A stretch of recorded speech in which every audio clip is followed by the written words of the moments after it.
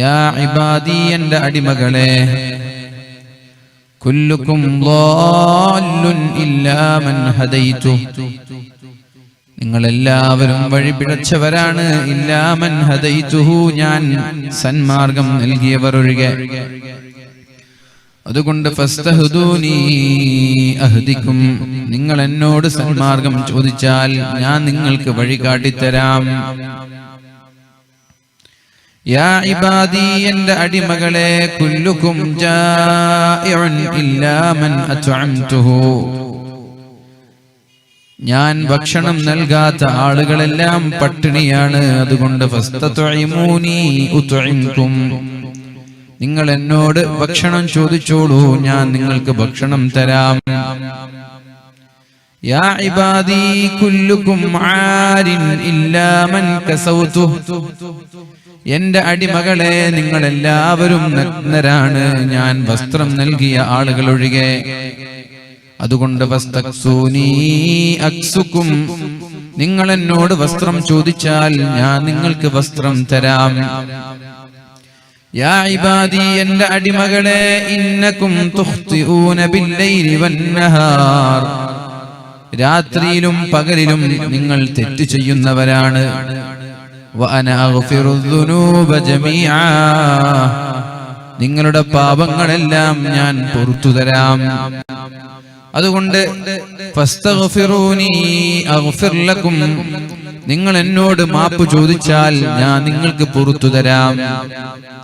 യാ ഇബാദി എൻ്റെ അടിമകളെ ഇന്നകും ലം ലാ തബ്ലുഗൂ ളദ്ദി ഫതളറൂനി നിങ്ങൾക്ക് എന്നെ ബുദ്ധിമുട്ടിക്കാൻ കഴിയില്ല, നിങ്ങൾക്ക് എന്നെ ദ്രോഹിക്കാൻ കഴിയില്ല. വലൻ തബ്ലുഗൂ നഫഈ ഫതൻഫഊനി നിങ്ങൾക്ക് എനിക്ക് ഒരു ഉപകാരം ചെയ്യാനും നിങ്ങളെ കൊണ്ട് കഴിയില്ല, എന്നെ സഹായിക്കാനും നിങ്ങൾക്ക് കഴിയില്ല. യാ ഇബാദി എൻ്റെ അടിമകളെ ലൗ അന്ന അവ്വലകും വആഖിറകും വഇൻസകും വജിന്നകും നിങ്ങളിൽ നിന്നുള്ള ഏറ്റവും ആദ്യത്തെ ആൾ വആഖിറകും അവസാനത്തവൻ വഇൻസകും നിങ്ങളിലുള്ള എല്ലാ മനുഷ്യരും വജിന്നകും നിങ്ങളിലുള്ള എല്ലാ ജിന്നുകളും പിശാചുക്കളും കാനൂ അലാ അത്ഖാ ഖൽബി റജുലിൻ വാഹിദിൻ മിൻകും നിങ്ങളുടെ കൂട്ടത്തിൽ ഏറ്റവും നല്ല തഖ്വയുള്ളവർ ആരാണോ, നിങ്ങളുടെ കൂട്ടത്തിലെ ഏറ്റവും വലിയ മുത്തഖിയാരാണോ, നിങ്ങളുടെ കൂട്ടത്തിലെ ഏറ്റവും വലിയ സൂഫി വര്യർ ആരാണോ, അയാളെപ്പോലെയായി ഈ മനുഷ്യന്റെ സൃഷ്ടിപ്പിന്റെ തുടക്കം മുതൽ അവസാനം വരെയുള്ള എല്ലാ മനുഷ്യരും ജിന്നുകളും എല്ലാവരും നിങ്ങളുടെ കൂട്ടത്തിലെ ഏറ്റവും വലിയ മുത്തഖിയെ പോലെയായി മാറിയാൽ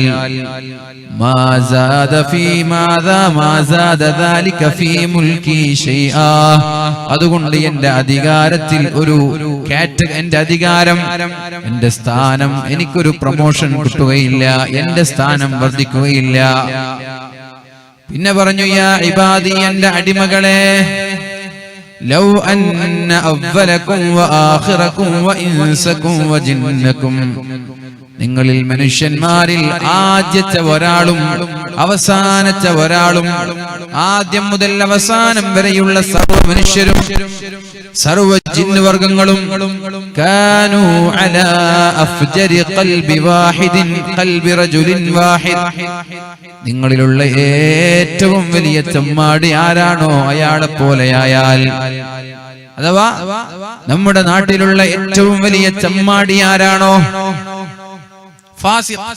ദുഷ്ടൻ, ഏറ്റവും വൾഗറായവൻ, മോശപ്പെട്ടവൻ ആരാണ് നമ്മുടെ കൂട്ടത്തിലെ, അയാളെപ്പോലെയായി ആര്? ആദം നബി അലൈഹിസ്സലാം മുതൽ ലോകാവസാനം വരെയുള്ള എല്ലാ മനുഷ്യരും ഏറ്റവും വലിയ തെമ്മാടിയായി മാറിയാൽ,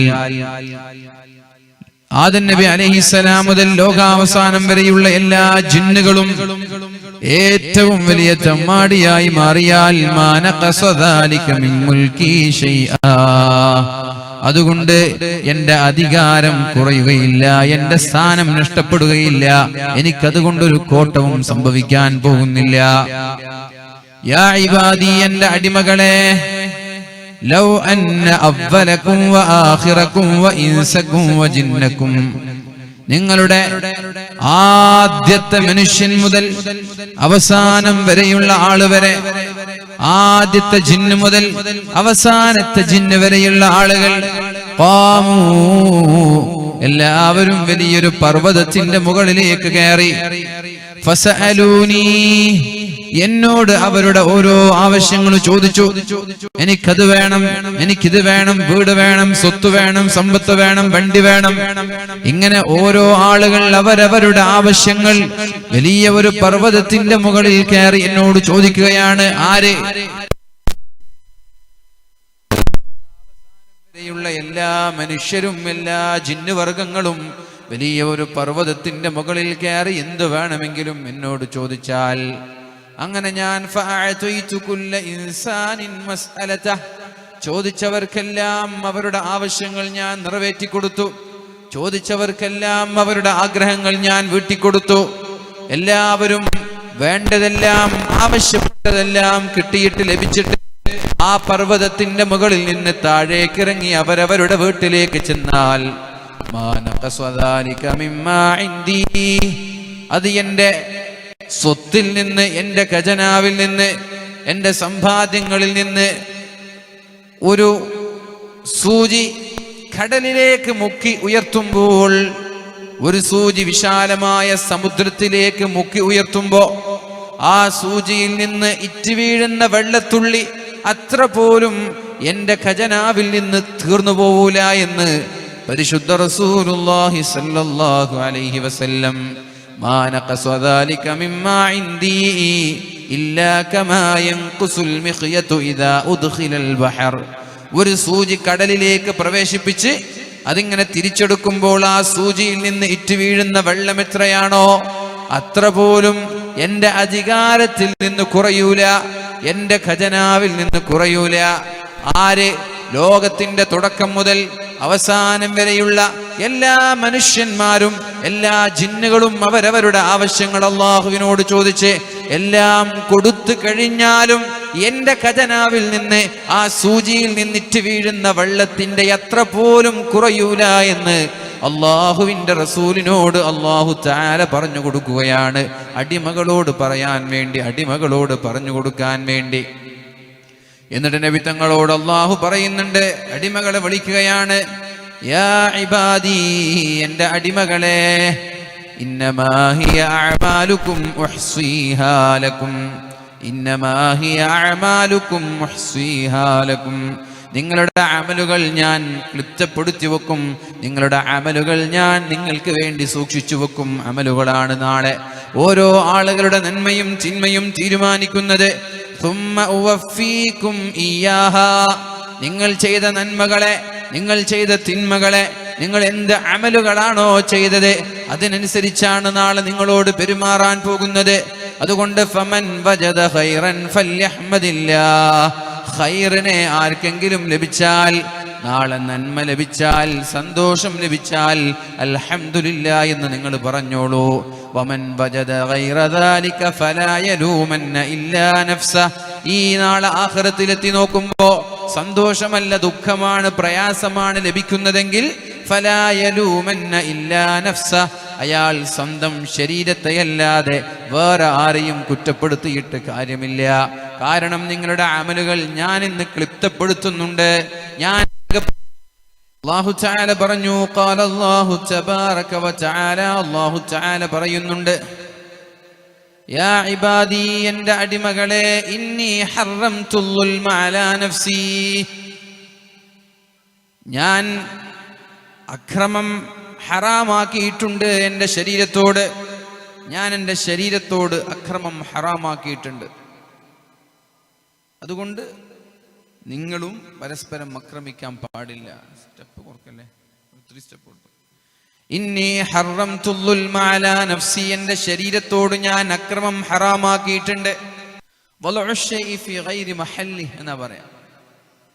ഏതൊരു കാര്യവും ചെയ്യേണ്ടതുപോലെ ചെയ്യാതിരിക്കൽ അക്രമമാണ്. ഏത് കാര്യമായാലും അക്രമം എന്ന് പറഞ്ഞാൽ ബസ് എത്തിക്കണമെന്നൊന്നുമില്ല. നമ്മൾ അക്രമം എന്ന് പറയുമ്പോൾ നമ്മുടെ മനസ്സിലേക്ക് ഓർമ്മ വരിക കല്ലെറിയുക, ടയർ കത്തിക്കുക, ബസ് കത്തിക്കുക, അല്ലേ? അങ്ങനെ വേണമെന്നൊന്നുമില്ല. ഏതൊരു കാര്യവും ചെയ്യേണ്ട രീതിയിൽ ചെയ്യാതിരിക്കുന്നത് അക്രമമാണ്. മാതാപിതാക്കളോട് മക്കൾ മോശമായി പെരുമാറുന്നത് അക്രമമാണത്. ഭാര്യയോട് ഭർത്താവ് മോശമായി പെരുമാറുന്നത് അക്രമമാണ്. ഭർത്താവ് തിരിച്ചു ഭാര്യയോട്, ഭാര്യ തിരിച്ചു ഭർത്താവിനോട്, അയൽവാസികളോട്, കുടുംബക്കാരോട്, നാട്ടുകാരോട്, ചങ്ങാതിമാരോട്, മറ്റുള്ള മതങ്ങളോട്. നാളെ പാരത്രിക ലോകത്ത് അല്ലാഹു ചോദിക്കാൻ പോകുന്ന ഏറ്റവും വലിയ ചോദ്യം അതാണ്, അമാനത്തതാണ്. അമാനത്തിനെ നിങ്ങൾ ചോദ്യം ചെയ്യരുത്. അമാനത്തിൽ നിങ്ങൾ വിള്ളൽ വരുത്താൻ പാടില്ല. നാളെ മഹ്ശറ ലോകത്തെത്തുമ്പോൾ അല്ലാഹു തആല ഇങ്ങനെ ഒരു ചോദ്യം ചോദിക്കും. അവിടെ ആർക്കെങ്കിലും െങ്കിൽ അവർ ഉത്തരവാദിയായിരിക്കുമെന്ന് അല്ലാഹുവിന്റെ ഹബീബായ റസൂലുള്ളാഹി സ്വല്ലല്ലാഹു അലൈഹി വസല്ലം.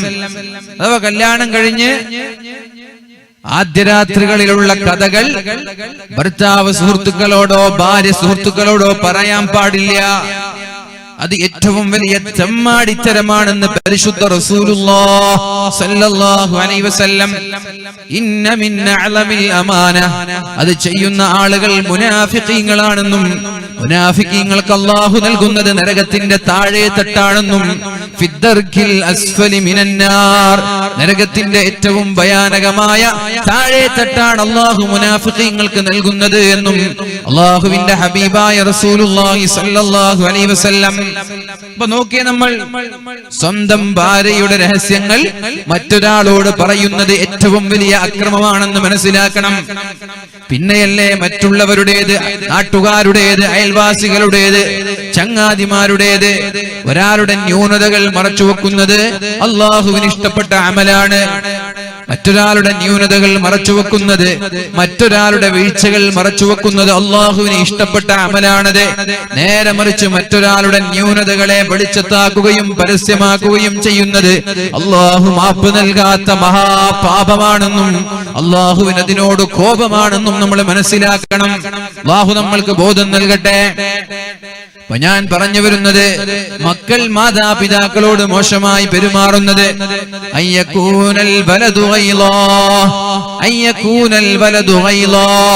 നമ്മുടെ മക്കൾ മാതാപിതാക്കളോട് മോശമായി പെരുമാറുന്ന ഒരു കാലം വരുമെന്ന് അല്ലാഹുവിന്റെ ഹബീബ് നമ്മോട് പഠിപ്പിച്ചു തന്നിട്ടുണ്ട്. അതേപോലെ തന്നെയാണ് ഖിയാമത്ത് നാളിന്റെ അടയാളങ്ങളിൽ അല്ലാഹുവിന്റെ ഹബീബായ റസൂലുള്ളാഹി സ്വല്ലല്ലാഹു അലൈഹി വസല്ലമ തങ്ങളോട് മഹാനായ ജിബ്രീൽ അലൈഹിസ്സലാം ചോദിക്കുന്നുണ്ട്, അഖ്ബിർനി അൻ അമാറാതിഹാ, ഖിയാമത്ത് നാളിന്റെ അടയാളങ്ങൾ എന്താണെന്ന് പറഞ്ഞു തരുമോ എന്ന് ചോദിച്ചപ്പോൾ അല്ലാഹുവിന്റെ ഹബീബായ നബി തങ്ങൾ മറുപടി പറഞ്ഞത്, അൻതലിദൽ അമതു റബ്ബതഹാ, അടിമ സ്ത്രീ ഉടമയെ പ്രസവിക്കുക, അത് അക്രമമാണ്. അടിമ സ്ത്രീ അടിമയെ പ്രസവിക്കാൻ പാടുള്ളൂ, അടിമ സ്ത്രീ ഉടമയെ പ്രസവിക്കാൻ പാടില്ല. അക്രമമാണ്. ഞാൻ പറഞ്ഞാൽ ഏതൊരു കാര്യവും നടക്കേണ്ട രീതിയിൽ നടന്നില്ലെങ്കിൽ അത് അക്രമമാണ്, ചെയ്യേണ്ട രീതിയിൽ ചെയ്തില്ലെങ്കിൽ അത് അക്രമമാണ്. അടിമ സ്ത്രീ ഉടമയെ പ്രസവിക്കുക എന്ന് പറഞ്ഞാൽ മാതാപിതാക്കളെ ഭരിക്കുന്ന മക്കൾ ഉണ്ടാവുക എന്നാണ് അതിന്റെ അർത്ഥം. മനസ്സിലായോ?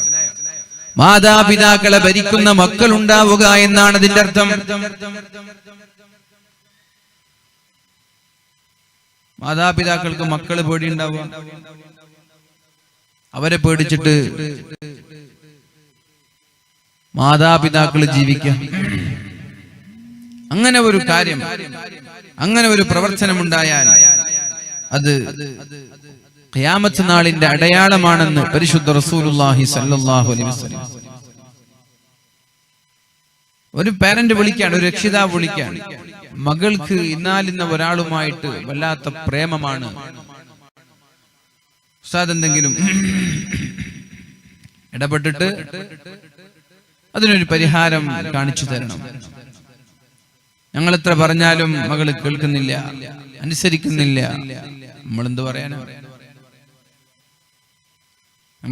നമുക്ക് ഭീഷണിപ്പെടുത്താൻ പറ്റുമോ?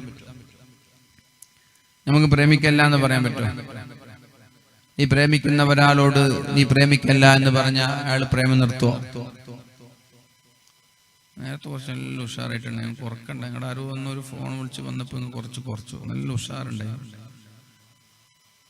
ഡിലേ എല്ലാം കുറച്ചോന്നൊക്കെ ചെറിയൊരു ഡൗട്ടുണ്ട്. ഡിലേ കുറച്ച് അതിൻ്റെ ഇടയ്ക്ക് കുറച്ചോ നല്ല ഉഷാറായിട്ടുണ്ട്. അതിൻ്റെ ഇടയ്ക്ക് നിങ്ങൾ മറ്റേ ക്യാമറമാൻ വന്നപ്പോൾ നിങ്ങൾ എന്തോന്ന് ചെയ്തെന്ന് തോന്നുന്നു. എനിക്ക് എന്നും പറഞ്ഞു ഓൺലൈനിൽ കേൾക്കുന്നതൊക്കെ ബുദ്ധിമുട്ടുണ്ടോ? അതുകൊണ്ട് ക്ലാരിറ്റി കുറവുണ്ടോ? ഞാൻ നിങ്ങളോട് ചോദിക്കാൻ വിചാരിച്ചാണ്. തുടക്കത്തിൽ എനിക്ക് ഭയങ്കര വിഷമമുണ്ടായി. ഞാൻ അവിടെ ഇരിക്കും കുറച്ച് മൈക്കിൽ ഇങ്ങനെ പ്രസംഗിക്കുക. അങ്ങനെ ഞാൻ ഒരാളെ രഹസ്യമായിട്ട് പറഞ്ഞു. പിന്നെ ഭയങ്കര ഉഷാറായി. എന്ത് ചെയ്തു നിങ്ങളോട് ചോദിക്കാൻ നിൽക്കേന്. കാരണം നമുക്ക് എന്തായി പറയേണ്ടതെന്ന് അറിയില്ല. ഇവരോട് എന്ത് പറഞ്ഞാലും ഉഷാറാക്കാന്ന് അറിയില്ല. എന്ത് പറഞ്ഞാലും ഇവർ ഉഷാറാക്കാന്ന്. ഉഷാറാണ് മാഷാ അല്ലാഹ്. അപ്പൊ ഒരു പാരന്റ് വിളിച്ച് പറയാണ്, ഒരു രക്ഷിതാവ് വിളിച്ചിട്ട് പറയാണ്, മകള് വല്ലാത്ത പ്രണയത്തിലാണ്. പാരന്റ്സിനാണെങ്കിൽ അങ്ങനെ ഒരാളെ കല്യാണം കഴിപ്പിച്ചു കൊടുക്കാൻ ഇഷ്ടമല്ല. പിന്നെ അതിനുള്ള പരിഹാരം എന്താ? ഒന്നുകിൽ ഇവള് സ്വയം മാറണം ഈ പ്രണയത്തിൽ നിന്ന്. സ്വയം മാറാതെ ഇവൾക്ക് വേറെ ഒരു വിവാഹം കഴിപ്പിച്ചു കൊടുത്താൽ അത് അപകടമാണ്. ഇവള് സ്വയം അറിഞ്ഞ് ആ പ്രേമിക്കുന്ന ആളുകളോടുള്ള പ്രേമം മാറ്റി മറ്റൊരാളെ ഇഷ്ടപ്പെടാൻ തുടങ്ങിയാലേ വിവാഹം ചെയ്തു കൊടുക്കാൻ പാടുള്ളൂ. അല്ലാതെ പ്രണയം മനസ്സിൽ വെച്ച് മറ്റൊരാളെ വിവാഹം കഴിപ്പിച്ചു കൊടുത്താൽ അവിഹിത ബന്ധങ്ങൾക്ക് സാധ്യതയുണ്ട്. ഇവിടെ ഇഷ്ടമില്ലാത്തൊരു ഭർത്താവിന്റെ കൂടെ എത്ര കാലം ഈ പെണ്ണ് ജീവിക്കും?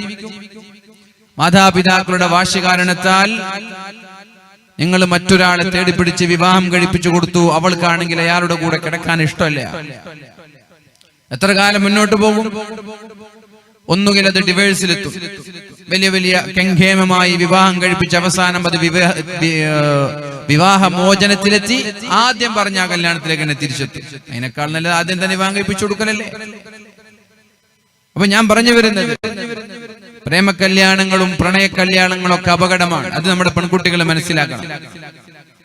കാരണം ഈ വിവാഹം എന്നുള്ളത് ആർക്കും അനുഭവിച്ച് എക്സ്പീരിയൻസിലൂടെ പെണ്ണ് കെട്ടാമെന്ന് പറഞ്ഞാൽ അത് കഴിയില്ല.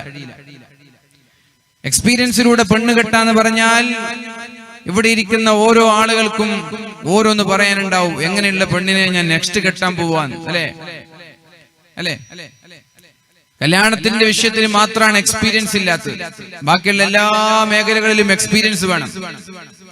ജോലിക്ക് പോയാൽ 2, 3, 4 വർഷത്തെ എക്സ്പീരിയൻസ് വേണം. ഗൾഫിൽ പോയാലും എക്സ്പീരിയൻസ് വേണം. പക്ഷെ കല്യാണത്തിന്റെ വിഷയം വരുമ്പോ അവിടെ എക്സ്പീരിയൻസ് ഉണ്ടെങ്കിൽ പെണ്ണ് കിട്ടൂല. പക്ഷെ എക്സ്പീരിയൻസ് ഉള്ള ആളുകൾ ആരെ കല്യാണം കഴിക്കുമെന്ന് നമ്മൾ ചോദിക്കണം. ഇപ്പൊ കല്യാണം കഴിഞ്ഞ് 4-5 വർഷം അല്ലെങ്കിൽ 10 വർഷം 20 വർഷക്കായി ദാമ്പത്യ ജീവിതം നയിക്കുന്ന ഒരു പെണ്ണിനോട്, സുഹൃത്ത് പെണ്ണിനോട് ചോദിക്കുക, പെണ്ണിനോട് എങ്ങനെയുള്ളൊരു ഭർത്താവിനെയാണ് നീ പ്രപ്പോസ് ചെയ്യുന്നത്, അല്ലെങ്കിൽ നിന്റെ അഭിപ്രായം? ദാമ്പത്യ ജീവിതത്തിൽ ഒരു ഭർത്താവ് എങ്ങനെയുള്ളവനായിരിക്കണം? അവർ കൃത്യമായിട്ട് പറഞ്ഞുതരും എങ്ങനെയാണ് ഒരു ഭർത്താവ്. കാരണം അനുഭവമില്ലാത്ത ആളുകൾക്ക് എന്താണ് ഈ ദാമ്പത്യ ജീവിതം എന്നറിയില്ല. ഇതെങ്ങനെ മുന്നോട്ട് കൊണ്ടുപോകും? ഈ സിനിമയിലും സീരിയലിലും കാണുന്നതല്ല ദാമ്പത്യ ജീവിതമെന്ന് എന്റെ പ്രിയപ്പെട്ട ചെറുപ്പക്കാരികളും മനസ്സിലാക്കുക. നിങ്ങളുടെ ഈ റൊമാൻസും ഈ സ്നേഹമൊന്നും അത് കാലാകാലം ഉണ്ടാകുമെന്നും ആരും വിചാരിക്കാൻ വേണ്ട. അതൊക്കെ കല്യാണം കഴിഞ്ഞ് 2-3 മാസം ഉണ്ടാവുള്ളൂ. ഈ റൊമാൻസും സ്നേഹം ഉണ്ടാകും. ഈ റൊമാൻസ് ഒക്കെ 2-3 മാസം ഉണ്ടാവുള്ളൂ. പിന്നെ റൊമാൻസ് ഒന്നും ഉണ്ടാവില്ല. അപ്പൊ പിന്നെ പണ്ട് പ്രണയിക്കുന്ന കാലത്ത് അങ്ങനെ ആയിരുന്നല്ലോ, പണ്ട് പ്രേമിക്കുന്ന കാലത്ത് ഇങ്ങനെ ആയിരുന്നല്ലോ. ഇപ്പൊ ഫോൺ വിളിച്ചെടുക്കാൻ സമയമില്ല, ഇപ്പൊ മെസ്സേജ് അയച്ചാൽ റീപ്ലൈ തരാൻ സമയമില്ല, കല്യാണം കഴിഞ്ഞ ഉടനെ അങ്ങനെ ആയിരുന്നല്ലോ എന്ന് പറഞ്ഞിട്ട് കാര്യമില്ല. അതുകൊണ്ടാണ് ഞാൻ പറഞ്ഞത്, എക്സ്പീരിയൻസ് ഉള്ള ആളുകളുമായിട്ട് ആദ്യം ഒന്ന് ചർച്ച ചെയ്യുക, എന്താണ് ദാമ്പത്യ ജീവിതം. എന്നിട്ട് ദാമ്പത്യ ജീവിതത്തിലേക്ക് നമ്മൾക്ക് സ്യൂട്ടബിൾ ആയ ഒരു പുതിയ ആപ്പിള അല്ലെങ്കിൽ ഒരു പുതുനാരി അവരെ തെരഞ്ഞെടുക്കുക. ചുരുക്കി പറഞ്ഞാൽ എടുത്തുചാട്ടത്തിലൂടെ പ്രേമിച്ചും പ്രണയിച്ചും ഒളിച്ചോടിയും നടത്തുന്ന വൈവാഹിക ജീവിതം ബഹുഭൂരിഭാഗവും തകർച്ചയിലേക്കാണ് നിങ്ങളെ കൊണ്ടെത്തിക്കുക എന്നുള്ള യാഥാർത്ഥ്യം ഓരോ ആളുകളും തിരിച്ചറിയണമെന്ന് വളരെ സ്നേഹത്തോടെ അറിയിക്കുകയാണ്. കാരണം മാതാപിതാക്കളുടെ സമ്മതത്തോടുകൂടെ, മാതാപിതാക്കളുടെ അനുവാദത്തോടുകൂടെ അവർ തെരഞ്ഞെടുത്ത വൈവാഹിക ജീവിതം പോലും 6 മാസത്തിൽ കൂടുതൽ സന്തോഷത്തോടെ മുന്നോട്ട് പോവാറില്ല. പിന്നെ ഏതായാലും കെട്ടിക്കഴിഞ്ഞു, ഇനിയിപ്പോ ത്വലാഖ് ചെല്ലാന്ന് പറഞ്ഞാൽ മോശമല്ലേ? പ്രത്യേകിച്ച് മുത്തലാഖിന്റെ വിധിയും കോടതിയിൽ വന്ന സ്ഥിതിക്ക് ഇനി എങ്ങനെ ഇപ്പൊ മുന്നോട്ട് പോവാ? ഇനി ഇങ്ങനെ പോട്ടെ, തട്ടിമുട്ടി മുന്നോട്ട് പോവട്ടെ എന്ന ചിന്തയാണ് ബഹുഭൂരിഭാഗം വൈവാഹിക ജീവിതത്തിലും കേൾക്കാൻ കഴിഞ്ഞത്. എന്തുകൊണ്ട് ഇങ്ങനെ ഒരു പ്രപ്പോസ്ഡ് ആയിട്ടുള്ള അറേഞ്ച്ഡ് വിവാഹങ്ങളിലുള്ള കഥയാണ് ഞാൻ പറയുന്നത്. ഒരു പെണ്ണിന് ഭർത്താവിനെ സഹിക്കുന്നില്ല, ഭർത്താവിന്റെ സ്വഭാവം ഉൾക്കൊള്ളാനോ ദഹിക്കാനോ കഴിയുന്നില്ല. അപ്പൊ ഒരു ആശ്വാസമുണ്ട്, പോയിട്ട് ഉമ്മയോടൊന്ന് പറയാം, പോയിട്ട് ഉപ്പയോടൊന്ന് പറയാം. അപ്പൊ അവരോടൊന്ന് പറയുമ്പോ അവരെ ആശ്വസിപ്പിക്കും. പക്ഷേ ഈ പ്രേമിച്ച് കല്യാണം കഴിച്ചവർ ആരോടാവുന്ന ആശ്വാസം തേടാ? ആരോട് പോയിട്ടാ പറയാ? ഉപ്പയോട് പറഞ്ഞ നീ അനുഭവിച്ചോ, നീ എന്നെ തെരഞ്ഞെടുത്തല്ലേ എന്നാ പറയാ. ഉമ്മയോട് പറഞ്ഞ ഉമ്മ പറയും നീ അനുഭവിച്ചോ, ഞങ്ങൾ അന്നേ പറഞ്ഞതല്ലേ, നീ അനുഭവിച്ചോളൂ. ആരോട് പറയും? ആരിൽ നിന്ന് കേൾക്കും? സമാധാനത്തിന്റെ വാക്കുകൾ പോലും കേൾക്കാൻ കഴിയില്ല. പ്രത്യേകിച്ച് നിങ്ങളുടെ കണ്ണൂർ ഭാഗത്തൊക്കെ പെണ്ണിന്റെ വീട്ടിലാണ് താമസം, ഉമ്മയുടെ കൂടെയാണ് താമസം. അപ്പൊ ഉമ്മമാരുടെ സമാധാനവും ഉമ്മമാരിൽ നിന്നുള്ള ആശ്വാസവാക്കുകളും വളരെ പ്രധാനമാണ്, വളരെ പ്രധാനപ്പെട്ട ഘടകമാണ്. ഏതായാലും ഞാൻ പറഞ്ഞു വരുന്നത്, മാതാപിതാക്കളെ അനുസരിക്കാത്ത മക്കളുണ്ടാവുന്നത് ലോകാവസാനത്തിന്റെ അടയാളമാണെന്ന് പരിശുദ്ധ റസൂലുള്ളാഹി സ്വല്ലല്ലാഹു അലൈഹി വസല്ലമ തങ്ങൾ നമ്മോട് പഠിപ്പിക്കുന്നുണ്ട്. അപ്പൊ മാതാപിതാക്കൾ എന്ത് ചെയ്യണം? അവരെ പറഞ്ഞ് കാര്യങ്ങൾ മനസ്സിലാക്കി കൊടുക്കാൻ വേണ്ടി ശ്രമിക്കുക. മനസ്സിലാവുന്നില്ലേ? അവർക്ക് തന്നെ പ്രേമിച്ച ആളെ കൊണ്ട് കെട്ടിച്ചു കൊടുക്കുക. എന്താ പ്രശ്നം? ചിലപ്പോ പൈസ ഉണ്ടാവും, അവരനുഭവിക്കും. അത്രയുള്ള കാര്യങ്ങളൊക്കെ പറഞ്ഞ് മനസ്സിലാക്കി കൊടുക്കുക. ഇതാണ് സംഭവം. വിവാഹിക ജീവിതം എന്ന് പറഞ്ഞാൽ ഇതാണ്, ദാമ്പത്യ ജീവിതം എന്ന് പറഞ്ഞാൽ ഇതാണ്. ഇനി ഇതിന് ശേഷം എന്തെങ്കിലും പ്രശ്നങ്ങൾ ഉണ്ടായി എന്റെ അടുത്ത് കൂടി വരണ്ട, നീ തന്നെ അനുഭവിക്കേണ്ടി വരും എന്നൊക്കെ പറഞ്ഞ് അവരെ തന്നെ കെട്ടിച്ചു കൊടുക്കുക. അല്ലാതെ നമ്മൾ വാശി പിടിച്ചിട്ട് വേറൊരാളെ കെട്ടിച്ചു കൊടുത്ത് അവിഹിത ബന്ധങ്ങൾ, ഒളിച്ചോട്ടങ്ങൾ, അതേപോലെ ഡിവോഴ്സ്, വിവാഹമോചനങ്ങൾ, ഇതൊക്കെ നടക്കാതിരിക്കാൻ നമ്മൾ യുക്തിയോടുകൂടി പെരുമാറണം എന്ന് ഞാൻ വളരെ സ്നേഹത്തോടെ അറിയിക്കുകയാണ്. പക്ഷേ ഇതൊക്കെ പ്രേമത്തിന്റെയും പ്രണയത്തിന്റെയും പിന്നാലെ പോകുന്ന എന്റെ പ്രിയപ്പെട്ട ചെറുപ്പക്കാരോട്, ചെറുപ്പക്കാരികളോട് ഞാൻ പറയട്ടെ, ബറക്കത്തില്ലാത്ത എല്ലാ കാര്യങ്ങളും അഥവാ ഹറാമ് കൊണ്ട് തുടങ്ങുന്ന കാര്യങ്ങളിൽ അല്ലാഹു ബറക്കത്ത് നൽകൂല. ഹറാമ് കൊണ്ട് തുടങ്ങുന്ന കാര്യങ്ങളിൽ അല്ലാഹു ബറക്കത്ത് നൽകൂല. എങ്ങനെയാണ് ഒരു പെണ്ണിനെ ആലോചിക്കാൻ, എങ്ങനെയാണ് ഒരു പെണ്ണിനോട് പെരുമാറാൻ പരിശുദ്ധ ഇസ്ലാം നമ്മോട് പഠിപ്പിച്ചു തന്നത്? ആദ്യമായി പെണ്ണിനെ കാണുമ്പോൾ അല്ലാഹുമ്മ ഇന്നി അസ്അലുക ഖൈറഹാ വ ഖൈറ മാ ജബൽതഹാ അലൈഹി, അല്ലെങ്കിൽ അല്ലാഹുമ്മ ഇന്നി അസ്അലുക ഖൈറഹാ വ ഖൈറ മാ ഫീഹാ.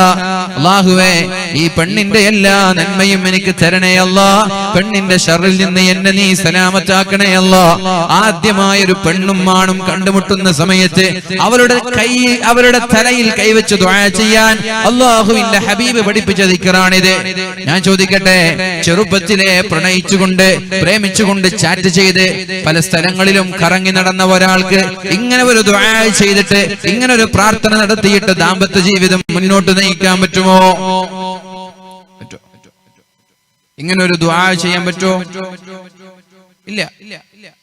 അതേപോലെ ഹറാമ് കൊണ്ടല്ലേ തുടങ്ങാം, ഹറാമിലൂടെയല്ലേ തുടങ്ങുന്നത്. ചാറ്റിംഗ് ആയാലും സംസാരമായാലും വീഡിയോ കോൺഫറൻസ് ആയാലും എല്ലാം ഹറാമ് തന്നെയാണ്, എല്ലാം ഹറാമ് തന്നെയാണ്. അതിൽ എത്രയോ ആളുകൾ അവസാനം വീഡിയോ കോൺഫറൻസ് വരെ നടത്തി ബ്ലാക്ക് മെയിൽ ചെയ്യപ്പെടുന്ന ആയിരങ്ങളുണ്ട് നമ്മുടെ നാടുകളിൽ. ബ്ലാക്ക് മെയിൽ ചെയ്യപ്പെടുന്ന ആയിരങ്ങൾ.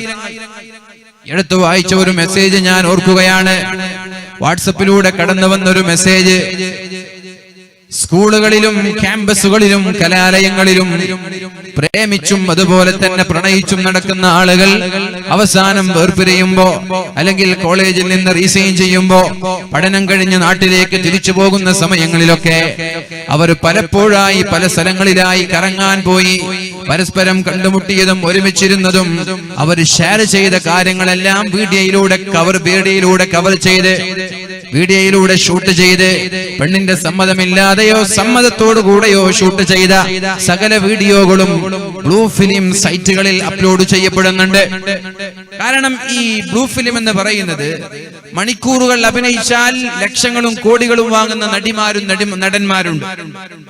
നടിമാരും നടന്മാരുണ്ട്, കോടികൾ മണിക്കൂറുകൾക്ക് അഭിനയിച്ചതിന്റെ പേരിൽ വില വാങ്ങുന്ന, ക്യാഷ് വാങ്ങുന്ന നടന്മാരും നടിമാരും.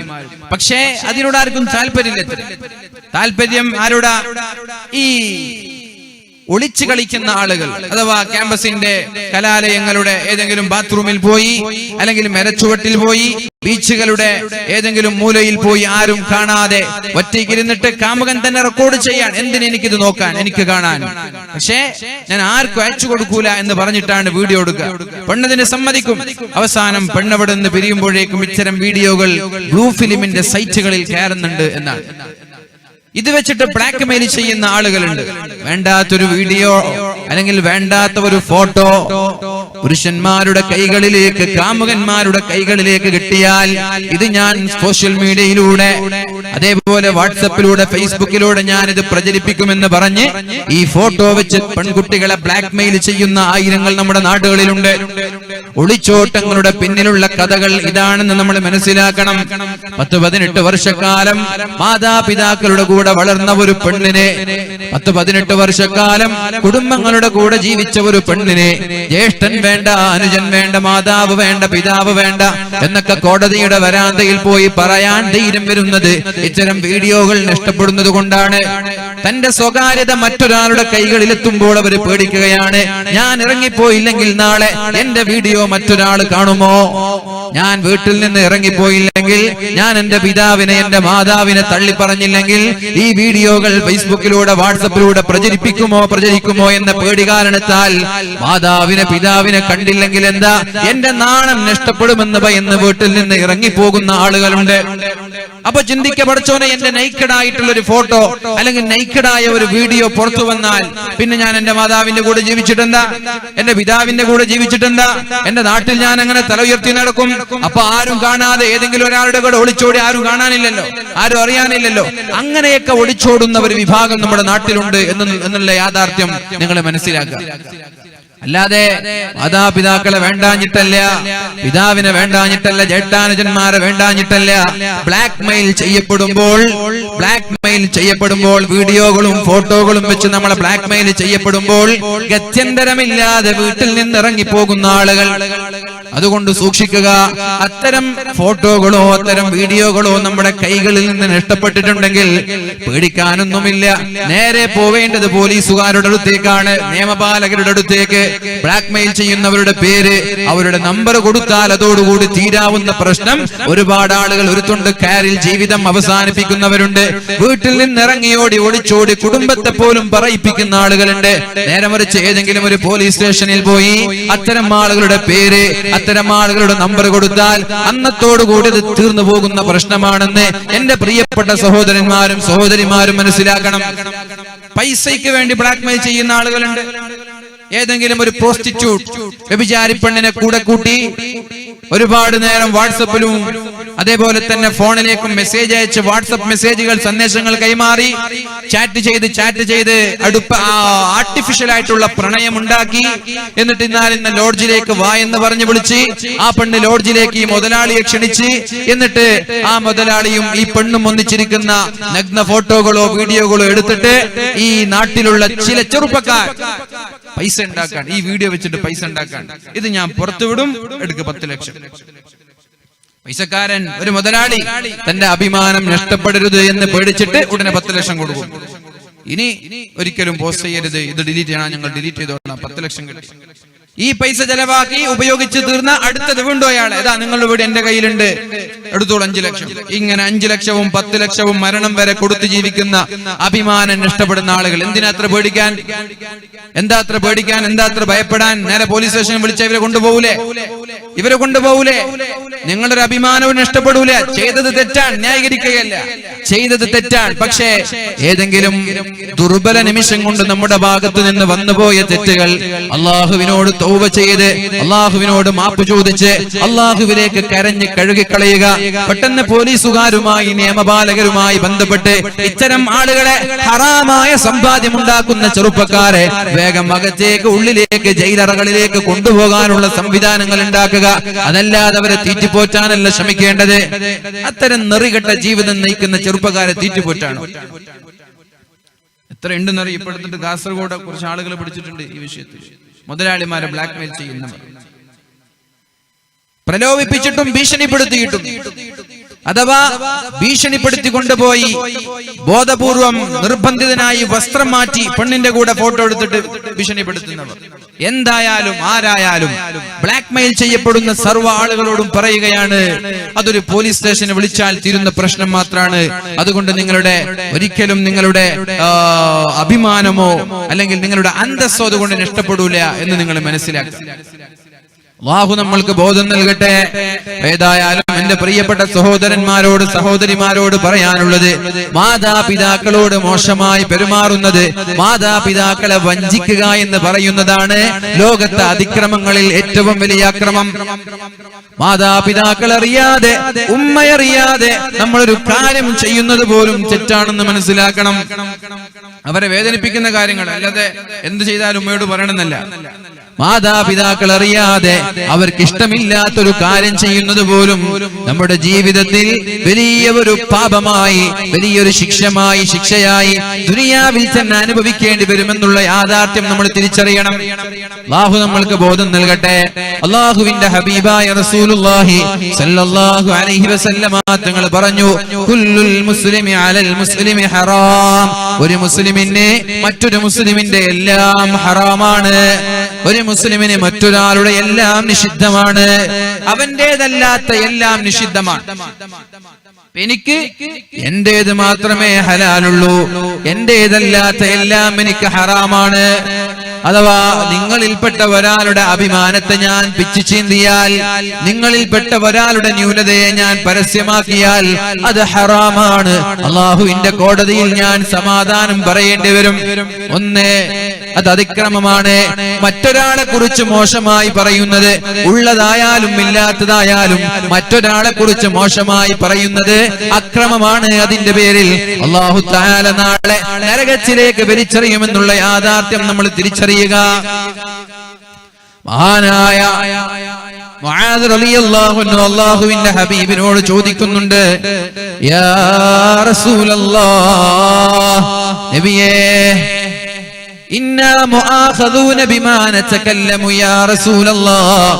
അല്ലാഹുവിന്റെ റസൂലേ, ഞങ്ങൾ സംസാരിക്കുന്ന നമ്മുടെ സംസാരം കാരണത്താൽ നാളെ ഞങ്ങൾ ശിക്ഷിക്കപ്പെടുമോ നബിയേ? ഞങ്ങളുടെ നാവ് കാരണത്താൽ നാളെ ശിക്ഷിക്കപ്പെടുമോ എന്ന് മഹാനായ മുആദ് റളിയല്ലാഹു അൻഹു അല്ലാഹുവിന്റെ ഹബീബിനോട് ചോദിച്ചപ്പോഴാണ് റസൂലുള്ളാഹി സ്വല്ലല്ലാഹു അലൈഹി വസല്ലമ തങ്ങൾ പറഞ്ഞത്, സകിലത്ക ഉമ്മുക യാ മുആദ്. മുആദേ, എന്താണ് നീ പറയുന്നത്? നിനക്ക് ഇതുവരെ നേരം വെളുത്തിട്ടില്ലേ മുആദ്? മുആദേ, എന്താണ് നീ പറയുന്നത്? നിനക്ക് നേരം വെളുത്തിട്ടില്ലേ മുആദ്? നാളെ ആരെങ്കിലും ഒരാൾ നരകത്തിലെത്തുമെങ്കിൽ, നാളെ ആരെങ്കിലും ഒരാൾ നരകത്തിലേക്ക് പ്രവേശിക്കുമെങ്കിൽ, ഇല്ലാ ഹസ്വാഇദു അൽസിനതിഹിം, അയാളുടെ നാവ് ചെയ്ത പ്രവർത്തനം കാരണത്താലായിരിക്കുമെന്ന് ശഫീഉനാ റസൂലുള്ളാഹ്. നാളെ ആളുകൾ നരകത്തിലെത്തുന്നത് നിസ്കരിക്കാത്തതിന്റെ പേരിലായിരിക്കൂല. നാളെ ആളുകൾ നരകത്തിലെത്തുന്നത് ഖുർആൻ ഓതാത്തതിന്റെ പേരിലായിരിക്കൂല. നാളെ അല്ലാഹു തആല ഒരു കൂട്ടം ആളുകളെ നരകത്തിലേക്ക് വലിച്ചെറിയുന്നത് അവരുടെ നാവിനെ സൂക്ഷിക്കാത്തതിന്റെ പേരിലായിരിക്കുമെന്ന് പരിശുദ്ധ റസൂലുള്ളാഹി സ്വല്ലല്ലാഹു അലൈഹി വസല്ലം. ഇല്ലാ ഹസ്വാഇദു അൽസിനതിഹിം, അഥവാ നാവ് സൂക്ഷിക്കാത്തതിന്റെ പേരിലാണ് നാളെ ആളുകൾ നരകത്തിലെത്തുക എന്നാണ് അല്ലാഹുവിന്റെ ഹബീബ് പഠിപ്പിച്ചത്. ഒരാൾക്ക് മറ്റുള്ളവരുടേത് എല്ലാം ഹറാമാണ്. എന്തൊക്കെയാണ് ഹറാം? മറ്റൊരാളുടെ അഭിമാനത്തെ പിച്ചു ചീന്താൻ പാടില്ല, മറ്റൊരാളെ പരിഹസിക്കാൻ പാടില്ല, കളിയാക്കാൻ പാടില്ല, ഗീബത്ത് പറയാൻ പാടില്ല, നമീമത്ത് പറയാൻ പാടില്ല. പിന്നെയോ വമാലുഹു, അയാളുടെ സമ്പാദ്യം നമ്മൾക്ക് ഹറാമാണ്. മറ്റൊരാളുടെ സമ്പാദ്യം നമ്മൾ അടിച്ചു മാറ്റാൻ പാടില്ല. നമ്മൾക്ക് അവകാശപ്പെട്ടതല്ലാതെ നമ്മുടെ ജ്യേഷ്ഠന്മാരുടെ, നമ്മുടെ അനുജന്മാരുടെ, നമ്മുടെ അയൽവാസികളുടെ, കുടുംബങ്ങളുടെ, നമ്മുടെ പാർട്ട്ണർമാരുടെ, ഒരാളുടെ ഒരാളുടെയും ഒരു നയാ പൈസ പോലും നമ്മുടെ സമ്പാദ്യങ്ങളിൽ ചേരാൻ പാടില്ല. സമ്പത്ത് വളരെ സൂക്ഷിക്കേണ്ട ഒരു വിഷയമാണ്. മറ്റൊരാളുടെ സമ്പാദ്യം നമ്മുടെ സമ്പാദ്യങ്ങളിലേക്ക് കയറിയാൽ സമ്മതമില്ലാത്ത ഒരു നയാ പൈസയാണെങ്കിൽ വരെ അള്ളാഹുവിന്റെ കോടതിയിൽ നാളെ രക്ഷപ്പെടാൻ കഴിയില്ല. അത് നാളെ തീജ്വാലകളായി നമ്മൾക്കെതിരെ നമ്മുടെ ഷോൾഡറിൽ കത്തിജ്വലിക്കുമെന്ന് പരിശുദ്ധ റസൂലുള്ളാഹ്. നാളെ അത് കത്തിജ്വലിക്കും. 1 രൂപയാണെങ്കിൽ വരെ നാളെ നമ്മൾക്കെതിരെ തിരിയും. നമ്മൾ കട്ടെടുത്ത മറ്റുള്ളവന്റേത് അപഹരിച്ചെടുത്തത് 1 രൂപയാണെങ്കിൽ വരെ. പിന്നെ പറഞ്ഞു വദമുഹു ഹറാം, മറ്റൊരാളുടെ രക്തവും ഹറാം തന്നെയാണ്. അഥവാ സമരം നടക്കുകയാണ്, പ്രതിഷേധ സമരങ്ങൾ നടക്കുകയാണ്. ആ സമയത്ത് നിരപരാധികളായ ആളുകളുടെ ശരീരത്തിൽ നിന്നൊരു തുള്ളി രക്തമുറ്റിയാൽ അതിന്റെ പേരിൽ അള്ളാഹുവിന്റെ കോടതിയിൽ നമ്മൾ സമാധാനം പറയേണ്ടി വരും. ഹർത്താലായാലും ശരി, അല്ലെങ്കിലും ശരി, നിരപരാധികളായ ആളുകളെ തൊടാൻ പാടില്ല. നിരപരാധികളായ ആളുകളെ വേദനിപ്പിക്കാൻ പാടില്ല. എന്തിനേറെ ഒരു പക്ഷിക്കുഞ്ഞിനെ വരെ വെറുതെ കല്ലെറിഞ്ഞാൽ, ഒരു പക്ഷിയെ വരെ വെറുതെ വേദനിപ്പിച്ചാൽ ആ പക്ഷി പോലും നാളെ അള്ളാഹുവിന്റെ കോടതിയിൽ നമ്മൾക്കെതിരെ സാക്ഷി നിൽക്കുമെന്ന് അള്ളാഹുവിന്റെ ഹബീബായ റസൂലുള്ളാഹി സ്വല്ലല്ലാഹു അലൈഹി വസല്ലമ തങ്ങൾ നമ്മോട് പഠിപ്പിച്ചിട്ടുണ്ട്. ഒരു പക്ഷിയായാലും നായയായാലും ഏതൊരു മൃഗമായാലും ജന്തുവായാലും ഒരു കാരണവുമില്ലാതെ മറ്റൊന്നിനെ വേദനിപ്പിക്കുന്നത് അല്ലാഹു മാപ്പ് നൽകുന്ന വിഷയമേ അല്ല, അല്ലാഹു പുറത്തു തരുന്ന വിഷയമല്ല. അതുകൊണ്ട് വജഅൽതുഹു ബൈനകും മുഹറമാ, നിങ്ങളെ ഞാൻ ആക്രമിക്കാത്തതുപോലെ നിങ്ങളും മറ്റൊരാളെ ആക്രമിക്കാൻ പാടില്ല. ഫലാ തലാലമു, നിങ്ങൾ പരസ്പരം ആക്രമിക്കാൻ പാടില്ല. ഏതായാലും ഞാൻ എന്റെ വിഷയത്തിലേക്ക് കടന്നു വരികയാണ്. യാ ഇബാദി, എന്റെ അടിമകളെ, ഇന്നി ഹറംതു ദുൽമ അലാ നഫ്സി, ഞാൻ നിങ്ങളെ ഒരാളെയും ആക്രമിക്കുകയില്ല. വജഅൽതുഹു ബൈനകും മുഹറമാ, അതേപോലെ നിങ്ങൾക്കിടയിലും അക്രമത്തെ ഞാൻ ഹറാമാക്കിയിരിക്കുകയാണ്. അതുകൊണ്ട് ഫലാ തലാലമു, നിങ്ങൾ പരസ്പരം ആക്രമിക്കാൻ പാടില്ല എന്ന് പരിശുദ്ധ റസൂലുള്ളാഹി സ്വല്ലല്ലാഹു അലൈഹി വസല്ലം. ആരും പരസ്പരം ആക്രമിക്കാൻ പാടില്ല. അക്രമമില്ലാത്ത ഒരു ജീവിതമാണ് ഇസ്ലാം പ്രോത്സാഹിപ്പിക്കുന്നത്. അക്രമമില്ലാത്ത ഒരു ജീവിതം എല്ലാ മേഖലകളിലും, ജോലി ചെയ്യുന്ന സ്ഥലത്തായാലും, പഠിക്കുന്ന സ്ഥാപനങ്ങളിലായാലും, നാട്ടിലായാലും, ഗൾഫിലായാലും, കുടുംബങ്ങളിലായാലും അക്രമമില്ലാത്തൊരു ജീവിതം. അതുകൊണ്ടല്ലേ പരിശുദ്ധ റസൂലുള്ളാഹി സ്വല്ലല്ലാഹു അലൈഹി വസല്ലമ തങ്ങളെ കുറിച്ച് ഭാര്യമാരും അടിമകളും സേവകന്മാരും ജോലിക്കാരും എല്ലാവരും പറഞ്ഞത്, ജീവിതത്തിനിടയിൽ ഒരു തവണ പോലും ഞങ്ങളെ ചീത്ത പറഞ്ഞിട്ടില്ല, ഒരു തവണ പോലും ഞങ്ങളെ കുറ്റപ്പെടുത്തിയിട്ടില്ല. ഒരു കാര്യം ചെയ്യാൻ പറഞ്ഞാൽ അത് ഞങ്ങൾ ചെയ്തിട്ടില്ലെങ്കിൽ എന്തേ ചെയ്യാത്തത് എന്ന് ഞങ്ങളോട് ചോദിച്ചിട്ടില്ല. ഒരു കാര്യം ചെയ്യാൻ പറഞ്ഞു. ആരോട്? ജോലിക്കാരോട്. വീട്ടിൽ ജോലി ചെയ്യുന്ന ജോലിക്കാരോട് ഒരു കാര്യം ചെയ്യാൻ പറഞ്ഞു. അയാളത് ചെയ്തില്ലെങ്കിൽ എന്തേ നീ ചെയ്യാത്തത് എന്ന് പോലും അല്ലാഹുവിന്റെ ഹബീബ് ചോദിച്ചിട്ടില്ല. നമ്മൾ ഭാര്യയോട് പോലും ചോദിക്കും, എന്താടാ നീ ഇസ്തിരി ഇടാത്തത്, എന്താടാ നീ ചായ വെക്കാത്തത്, സ്വന്തം ഭാര്യയോട് ചോദിക്കും. അല്ലാഹുവിന്റെ ഹബീബിന്റെ മനോഹരമായ സന്ദേശമാണിത്. ഒരാളോടും ഒന്നും ചോദിക്കാൻ പാടില്ല. റസൂലുള്ളാഹി സ്വല്ലല്ലാഹു അലൈഹി വസല്ലമ തങ്ങൾ 7 കാര്യങ്ങൾ പ്രഗൽഭനായ ഒരു സ്വഹാബിക്ക് പഠിപ്പിച്ചു കൊടുത്തിട്ടുണ്ട്. മഹാനായ അബൂദർ റളിയല്ലാഹു അൻഹു പറയുന്നുണ്ട്, അമറനി ഖലീലി സ്വല്ലല്ലാഹു അലൈഹി വസല്ലമ ബിസബഇൻ, എന്റെ ചങ്ങാതി എന്റെ ഹബീബായ നബി തങ്ങൾ എനിക്ക് 7 കാര്യങ്ങൾ പഠിപ്പിച്ചു തരികയുണ്ടായി. അതിലൊന്നാമത്തേത് അമറനി ബിഹുബ്ബിൽ മസാകീൻ, പാവങ്ങളായ മിസ്കീന്മാരായ ആളുകളെ സ്നേഹിക്കാൻ എന്നോട് പറഞ്ഞു. മിസ്കീന്മാരെ സ്നേഹിക്കാൻ പറഞ്ഞു. മിസ്കീനും ഫഖീറും രണ്ടും രണ്ടാണ്. ഫഖീർ എന്ന് പറഞ്ഞാൽ സഹായിക്കാൻ ഒരുപാട് ആളുകൾ ഉണ്ടാവും, പക്ഷെ മിസ്കീന്മാരെ സഹായിക്കാൻ ആളുകൾ ഉണ്ടാവില്ല. എന്തേ? ഫഖീർ എന്ന് പറഞ്ഞ നാട്ടിൽ അറിയാ ഇയാളൊരു ഫഖീറാണ്. അയാളുടെ മകളുടെ കല്യാണം കഴിഞ്ഞാൽ ചിലപ്പോ 2-3 ലക്ഷം പൈസ ബാക്കിയായിരിക്കും. എല്ലാരും സഹായിച്ചു, നാട്ടിലുള്ള എല്ലാരും സഹായിച്ചു, സ്വർണം വാങ്ങാൻ, ഡ്രസ് വാങ്ങാനൊക്കെ സഹായിച്ച് കല്യാണം വളരെ ഉഷാറായിട്ട് നടന്നു. അവസാനം കല്യാണത്തിന്റെ അന്ന് ഒരുപാട് ആളുകൾ സഹായിച്ചു. കല്യാണം കഴിഞ്ഞ് നോക്കുമ്പോൾ 3 ലക്ഷം ബാക്കി. നാട്ടിലെ ഫഖീർ എന്നാൽ ഒരു മിസ്കീനായ ഒരു മനുഷ്യൻ, അയാൾ നല്ല ഇസ്സത്തോടു കൂടിയാണ് നടക്കുക, മറ്റൊരാളോട് ചോദിക്കൂല, മറ്റൊരാളോട് തന്റെ പ്രയാസങ്ങൾ അയാൾ പറഞ്ഞു കൊടുക്കൂല. എങ്ങനെയെല്ലാം കഷ്ടപ്പെട്ട് കഠിനാധ്വാനം ചെയ്ത് ഒരു കല്യാണം കഴിഞ്ഞു നോക്കുമ്പോഴേക്കും 4, 5, 6 ലക്ഷവും അയാൾക്ക് കടമാണ്. മക്കളുടെ സ്കൂളിന്റെ ഫീസ് കെട്ടാൻ വരെ അവരുടെ കൈകളിൽ ക്യാഷ് ഉണ്ടാവൂല. പെരുന്നാളിന് വസ്ത്രം വാങ്ങാൻ വരെ അയാളുടെ കയ്യിൽ ക്യാഷ് ഉണ്ടാവൂല. പക്ഷേ ആ ഒരു പ്രയാസം മറ്റൊരാളോട് അയാൾ പറഞ്ഞു കൊടുക്കൂല. ഞാൻ പട്ടിണിയാണ്, എന്നെ സഹായിക്കണമെന്ന് പറയില്ല. എന്റെ മകളുടെ കല്യാണമുണ്ട്, സഹായിക്കണമെന്ന് പറയില്ല. ഈ രീതിയിൽ മിസ്കീന്മാരായ ആളുകളെ സ്നേഹിക്കണമെന്ന് അള്ളാഹുവിന്റെ ഹബീബ് എന്നോട് പഠിപ്പിച്ചു എന്ന് മഹാനായ അബൂ ദർ റളിയല്ലാഹു അൻഹു. എന്ന് മാത്രമല്ല വദ്ദുനുവ്വിമിൻഹും, അവരിലേക്ക് അടുക്കണമെന്നും പറഞ്ഞു. അവരിലേക്ക് നിങ്ങൾ അടുക്കണം, മിസ്കീന്മാരിലേക്ക് നിങ്ങൾ അടുക്കണം. മിസ്കീന്മാരായ കുട്ടികളുടെ തല തടവി കൊടുക്കണം, അവരുടെ പ്രയാസങ്ങൾ നിങ്ങൾ തീർത്തു കൊടുക്കണം, അവരുടെ വിഷമങ്ങൾ നിങ്ങൾ മാറ്റിക്കൊടുക്കണമെന്ന് എന്റെ ഹബീബായ എന്റെ റസൂൽ എന്നോട് പറഞ്ഞു എന്ന് മഹാനായ അബൂ ദർ റളിയല്ലാഹു അൻഹു. നബി തങ്ങൾ ദുആ ചെയ്തത് അല്ലാഹുമ്മ അഹീനി മിസ്കീനാ വഅമിത്നി മിസ്കീനാ വഹ്ശുർനി ഫീ സുംറത്തിൽ മസാകീൻ.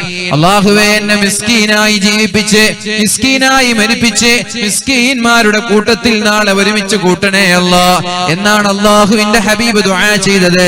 പക്ഷേ നമ്മൾ അങ്ങനെ ദുആ ചെയ്യാൻ പാടില്ല. അല്ലാഹുവേ, എന്നെ മിസ്കീനാക്കണമെന്ന് ദുആ ചെയ്യാൻ പാടില്ല.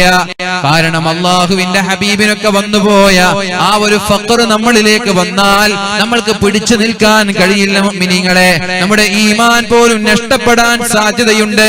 കാദൽ ഫഖറു അയ്യകൂന കുഫറാ. അല്ലാഹുവിന്റെ ഹബീബ് പറഞ്ഞതാണ്, ഫഖർ കാരണത്താൽ കുഫറിലേക്ക് നിങ്ങൾ എത്താൻ സാധ്യതയുണ്ട്. ദാരിദ്ര്യം കാരണത്താൽ മതം മാറ്റം പോലും സംഭവിക്കാനുള്ള സാധ്യതയുണ്ട്.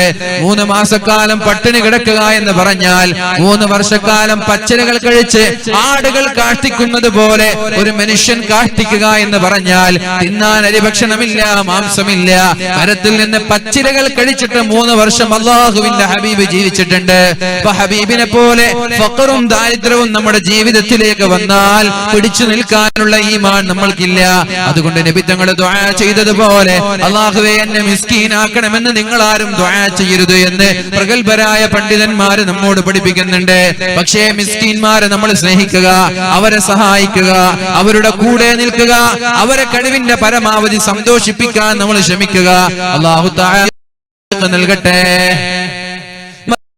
എന്റെ ഹബീബ് എന്നോട് പറഞ്ഞ ഉപദേശം, ഒന്നാമതായി പറഞ്ഞത് മിസ്കീന്മാരെ സ്നേഹിക്കാനും അവരെ സഹായിക്കാനുമാണ്. രണ്ടാമത്തേത് വഅമറനീ അൻ അൻളുറ ഇലാ മൻ ഹുവ ദൂനി വലാ അൻളുറ ഇലാ മൻ ഹുവ ഫൗഖി. ഒരിക്കലും മുകളിലുള്ളവരിലേക്ക് നോക്കാൻ പാടില്ല, താഴെയുള്ള ആളുകളിലേക്ക് നോക്കണമെന്ന് ശഫീഉനാ റസൂലുള്ളാഹ് ഷഫീഉനാ റസൂലുള്ളാഹ് സല്ലല്ലാഹു അലൈഹി വസല്ലം. വാദു രണ്ടെണ്ണം പറയേണ്ടി വരും. ഈ വാദ് ഇതേപോലെ പറഞ്ഞത് അങ്ങനെ റിപ്പീറ്റ് ആക്കേണ്ടി വരും. എല്ലാ സ്ഥലത്തും ഇങ്ങനെ കാണും. നമ്മൾ ഷഫീഉനാ റസൂലുള്ളാഹ് എന്ന് പറയും. ഒന്നാമത്തിൽ ആര് സല്ലല്ലാഹു അലൈഹി വസല്ലം, രണ്ടാമത്തേലും എല്ലാവരും ഉറക്ക സലാത്തൊക്കെ ഉറക്ക ചൊല്ലിക്കോളി. നമ്മൾ ഈ പ്രസംഗത്തിന്റെ ഇടയിൽ ചിലപ്പോ ഇങ്ങനെ പറഞ്ഞു പോകുമ്പോൾ മിസ്സായി പോകും. മിസ്സാൻ പാടില്ല, പക്ഷെ മിസ്സായി പോകും. നിങ്ങളങ്ങനെ മിസ്സാക്കാൻ പാടില്ല. നിങ്ങളൊക്കെ ഇവിടെ റസൂലുള്ളാഹി സ്വല്ലല്ലാഹു അലൈഹി വസല്ലമ തങ്ങൾ പറയുന്നത് വഅമറനീ അൻ അൻളുറ ഇലാ മൻ ഹുവ ദൂനി, താഴേക്കിടയിലുള്ള ആളുകളെ നോക്കണമെന്നാണ്. രോഗങ്ങൾ ഉണ്ടെങ്കിൽ നിങ്ങളെക്കാളും വലിയ രോഗികളെ നോക്കണം. നിങ്ങളെക്കാൾ ആരോഗ്യമുള്ളവരെ നോക്കിയിട്ട് അല്ലാഹുവേ, അയാൾക്ക് ആരോഗ്യമുണ്ട്, എനിക്കെന്തേ ആരോഗ്യം തരാത്തത് എന്ന് ചോദിക്കാൻ പാടില്ല. നിങ്ങളെക്കാളും വലിയ രോഗികളായ ആളുകൾ, അവരെ നോക്കിയിട്ട് അൽഹംദുലില്ലാ, എനിക്ക് നീ ആശ്വാസവും ആരോഗ്യവും തന്നല്ലോ റബ്ബേ. അതേപോലെ മുതലാളിമാരായ നിങ്ങളെക്കാളും മുകളിലുള്ള ആളുകളെ നോക്കാതെ നിങ്ങളെക്കാളും താഴേക്കിടയിലുള്ള ആളുകളെ നോക്കുക.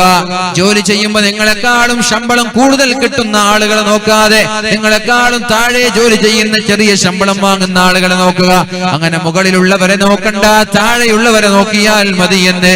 എന്നാൽ ജീവിതത്തിൽ സമാധാനം ഉണ്ടായിരിക്കുമെന്ന്, ജീവിതത്തിൽ സന്തോഷമുണ്ടാകുമെന്ന് അല്ലാഹുവിന്റെ ഹബീബ് സല്ലല്ലാഹു അലൈഹി വസല്ലം മൂന്നാമതായി എന്നോട് പറഞ്ഞത് വഅമറനീ അൻ അസിലർ റഹിമ വഇൻ അദ്ബറത്. കുടുംബ ബന്ധം ചേർക്കാൻ എന്നോട് എന്റെ ഹബീബ് പഠിപ്പിച്ചു തരികയുണ്ടായി.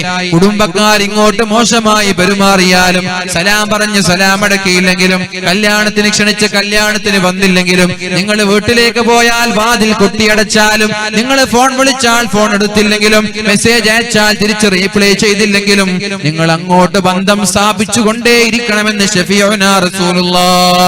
ഇങ്ങോട്ട് ബന്ധം വെക്കുന്നുണ്ടോ എന്നത് ഇവിടെ ചർച്ചയല്ല, നിങ്ങളെ മൈൻഡ് ചെയ്യുന്നുണ്ടോ എന്നുള്ളത് ചർച്ചയല്ല. നിങ്ങൾ അങ്ങോട്ട് ബന്ധം വെച്ചുകൊണ്ടേയിരിക്കുക. ഇങ്ങോട്ട് എത്ര മോശമായി പെരുമാറിയാലും അങ്ങോട്ട് വളരെ സ്നേഹത്തോടെ ബന്ധം സ്ഥാപിച്ചുകൊണ്ടേയിരിക്കണമെന്ന് ശഫീഉനാ റസൂലുള്ളാഹി സല്ലല്ലാഹു അലൈഹി വസല്ലം നാലാമതായി പറഞ്ഞത് വഅമറനീ അല്ലാ അസ്അല അഹദൻ ശൈആ. ഒരാളോടും ഒന്നും ചോദിക്കാൻ പാടില്ല, ഒരാളോടും ഒന്നും ചോദിക്കാൻ പാടില്ല. പൈസ ചോദിക്കാൻ പാടില്ല, സമ്പത്ത് ചോദിക്കാൻ പാടില്ല, ഒരു സഹായം ചോദിക്കാൻ പാടില്ല, അതെടുത്തു തരുമോ എന്ന് വരെ ചോദിക്കാൻ പാടില്ല. നിങ്ങൾ ഇരിക്കുന്ന സമയത്ത് നിങ്ങൾ രണ്ടുപേരും നിൽക്കുമ്പോൾ നിങ്ങളുടെ കൈകളിൽ നിന്ന് മൊബൈൽ ഫോൺ താഴെ വീണാൽ അതെടുത്തു തരുമോ എന്ന് പോലും നിങ്ങൾ ചോദിക്കാൻ പാടില്ല. വണ്ടിയുടെ അകത്താണ് നിങ്ങളുള്ളത്, നിങ്ങളുടെ അകത്ത് നിന്ന് കയ്യിൽ നിന്ന് ചാവി താഴേക്ക് വീണാൽ പുറത്തു നിൽക്കുന്ന ഒരാളോട് ആ ചാവി എടുത്തു തരുമോ എന്ന് പോലും ചോദിക്കാൻ പാടില്ല. നിങ്ങളുടെ ഭാര്യയോട് ഒരു കട്ടൻ ചായ വെച്ചു തരുമോ എന്ന് പോലും ചോദിക്കാൻ പാടില്ല. നിങ്ങളുടെ ഭാര്യയോട് വസ്ത്രം അലക്കോ എന്ന് പോലും ചോദിക്കാൻ പാടില്ല. പിന്നെയല്ലേ അലക്കി തരാത്തതിന്റെ പേരിൽ ദേഷ്യപ്പെടുന്നത്, പിന്നെയല്ലേ ചായ വെച്ച് തരാത്തതിന്റെ പേരിൽ ദേഷ്യപ്പെടുന്നത്. അഥവാ മറ്റുള്ളവരോടൊരു സഹായവും ചോദിക്കരുത്. നിനക്ക് ആരോഗ്യമുള്ള കാലത്തോളം നീ തന്നെ എല്ലാ കാര്യങ്ങളും ചെയ്യണമെന്നാണ് അല്ലാഹുവിന്റെ ഹബീബായ മുഹമ്മദുർ റസൂലുള്ളാഹ്. വഅല്ലാ അസ്അല അഹദൻ ശൈആ. ഒരാളോടും ഒന്നും ചോദിക്കാൻ പാടില്ല. ഈ ഹദീസ് കേട്ടതിന് ശേഷം മഹാന്മാരായ സ്വഹാബാക്കളെല്ലാം ഒട്ടകത്തിന്റെ മുകളിൽ കയറാൻ എത്ര പ്രയാസമുണ്ട് എന്ന് കയറിയവർക്കറിയാം. ഒട്ടകം നല്ല ഹൈറ്റുള്ള മൃഗമാണ്, ഉയർച്ചയുള്ള മൃഗമാണ്. അതിനെ മുട്ടുകുത്തിച്ചിട്ട് വേണം അതിന്റെ മുകളിലേക്ക് കയറാൻ. മുകളിലേക്ക് കയറിയതിനു ശേഷം അവരുടെ കൈകളിലുള്ള വടിയോ അവരുടെ കൈകളിലുള്ള എന്തെങ്കിലും ഒരു വസ്തു താഴേക്ക് വീണുപോയാൽ തൊട്ടപ്പുറത്ത് താഴെ കിടക്കുന്ന ആളുകളോട് അതെടുത്തു തരുമോ എന്ന് ചോദിക്കാറില്ല മുഅ്മിനീങ്ങളെ. ഈ ഒട്ടകത്തെ വീണ്ടും മുട്ടുകുത്തിച്ച് ഒട്ടകത്തിൽ നിന്ന് താഴെ ഇറങ്ങി വീണുപോയ വസ്തു സ്വന്തമായി എടുക്കലായിരുന്നു മഹാന്മാരായ സ്വഹാബാക്കളുടെ ജീവിതത്തിന്റെ ശൈലി. എങ്ങനെയായിരുന്നു? അഥവാ നമ്മൾക്ക് ചെയ്യാൻ കഴിയുന്ന കാര്യങ്ങളെല്ലാം നമ്മൾ തന്നെ ചെയ്യണമെന്നുള്ള ആശയമാണ് അല്ലാഹുവിന്റെ ഹബീബായ മുഹമ്മദ് മുസ്തഫ സല്ലല്ലാഹു അലൈഹി വസല്ലം തങ്ങൾ പഠിപ്പിക്കുന്നത് അങ്ങനെയാണ്. ഏത് കാര്യമായാലും നമ്മൾക്ക് ചെയ്യാൻ പറ്റുമോ നമ്മൾ തന്നെ ചെയ്യാ. അതുകൊണ്ടാണ് നബി തങ്ങൾ അല്ലാഹുവിന്റെ ഹബീബ് സല്ലല്ലാഹു അലൈഹി വസല്ലം തങ്ങളെ കുറിച്ച് മഹാന്മാരായ സ്വഹാബാക്കളും ഖാദിമീങ്ങളും പറഞ്ഞത്, ഒരു കാര്യം ചെയ്യാൻ പറഞ്ഞാൽ അഥവാ നീ ഇന്നാലിന്ന സ്ഥലത്തേക്ക് പോകണമെന്ന് പറഞ്ഞ് നബി തങ്ങൾ ഒരാളെ പറഞ്ഞേച്ചു. പക്ഷെ അയാൾ പോയില്ലെങ്കിൽ നബി തങ്ങൾ അയാളോട് ചോദിക്കൂല നീ എന്തേ പോവാത്തത് എന്ന്. കാരണം അത് ചോദിക്കാൻ നമ്മൾക്ക് അർഹതയില്ല. നമ്മളുടെ അടിമയല്ല അവർ, നമ്മുടെ ജോലിക്കാരാണ്, പക്ഷേ നമ്മുടെ അടിമയല്ല. എന്തേ നീ പോവാത്തത് എന്ന് നബി തങ്ങൾ ചോദിച്ചിട്ടില്ല. ഭാര്യമാരോട് എന്തേ നീ ചെയ്യാത്തത് എന്ന് ചോദിക്കാറില്ല. അതേപോലെ നമ്മൾ കഴിവിന്റെ പരമാവധി സ്വന്തമായി ചെയ്യുകയും ഇനി ഭാര്യമാരെല്ലാം ചെയ്തു തന്നാൽ വളരെ സന്തോഷമാണ്. നമ്മൾ ആഗ്രഹിക്കുമ്പോൾ ചായ വെച്ചു തരുന്നു, നമ്മുടെ വസ്ത്രം അലക്കി തരുന്നു, അയൺ ചെയ്തു തരുന്നു, നമ്മുടെ വീട് വൃത്തിയാക്കുന്നു, ഭക്ഷണം പാചകം ചെയ്തു തരുന്നുണ്ട്. അങ്ങനെ നമ്മൾ പറയാതെ തന്നെ ചെയ്തു തന്നാൽ അൽഹംദുലില്ലാ. അതല്ലാതെ നമ്മൾ പറഞ്ഞിട്ട് അത് ചെയ്യേ ഇത് ചെയ്യെന്ന് പറയാൻ പാടില്ല എന്ന് ശഫീഉനാ റസൂലുള്ളാഹ്. ഇനി പറഞ്ഞാൽ അല്ലാഹുവിന്റെ അടുത്ത് കുറ്റക്കാരൊന്നും ആവൂല, ഇത് പറഞ്ഞതിന്റെ പേരിൽ തെറ്റുകാരാവൂല. പക്ഷെ മാന്യത എന്ന് പറയുന്നത്, സംസ്കാരം എന്ന് പറയുന്നത്, നമ്മൾക്ക് ചെയ്യാൻ കഴിയുന്ന കാര്യങ്ങളെല്ലാം നമ്മൾ സ്വന്തമായി ചെയ്യലാണ്. പരിശുദ്ധമായ ഇസ്ലാം സംസ്കാരത്തിന്റെ വിപ്ലവം സൃഷ്ടിച്ച മതമാണ് ഇസ്ലാം. അതുകൊണ്ട് മുസ്ലിമീങ്ങൾ സംസ്കാര സമ്പന്നരാവണമെന്നുള്ള ആഗ്രഹത്താലാണ് അല്ലാഹുവിന്റെ ഹബീബ് അങ്ങനെ ഒരു പ്രത്യേകമായ ആശയം നമ്മുടെ മുമ്പിൽ വെച്ചത്. നിങ്ങൾ ചിന്തിച്ച് നോക്കിയേ. അതെടുത്തു വാന്ന് പറഞ്ഞു, ആദ്യമൊക്കെ എടുത്തരും. രണ്ടാമത് നമ്മൾ ഇരിക്കുകയാണ്, വേറെ നമ്മുടെ സുഹൃത്തുണ്ട്, അതൊന്നും എടുത്തരും. മൂന്നാമത് പറയുമ്പോൾ അയാൾക്ക് മടുപ്പ്, ഇയാളത് എന്നോട് പറയുന്നു, അയാൾക്ക് എന്നെ എടുത്തൂടേ എന്നുള്ള ചിന്ത വരും. മനസ്സിലായോ? ഒരു തവണയൊക്കെ എടുത്തരും. അപ്പൊ നിരന്തരമായി നമ്മൾ ഒരാളോട് അത് ചെയ്യുന്നൊക്കെ പറയുമ്പോൾ അവർക്കൊരു മടുപ്പ് വരും. അങ്ങനെ നിങ്ങൾ ആരും മടുപ്പിക്കാൻ പാടില്ല. നിങ്ങൾ മറ്റൊരാളെ മടുപ്പിക്കുന്നവരാവരുത്. നിങ്ങൾ കാരണം മറ്റൊരാൾക്ക് മടുപ്പുണ്ടാവരുത് എന്നത് പരിശുദ്ധ ഇസ്ലാമിന്റെ ആശയമാണ്. നാലാമതായി പറഞ്ഞത്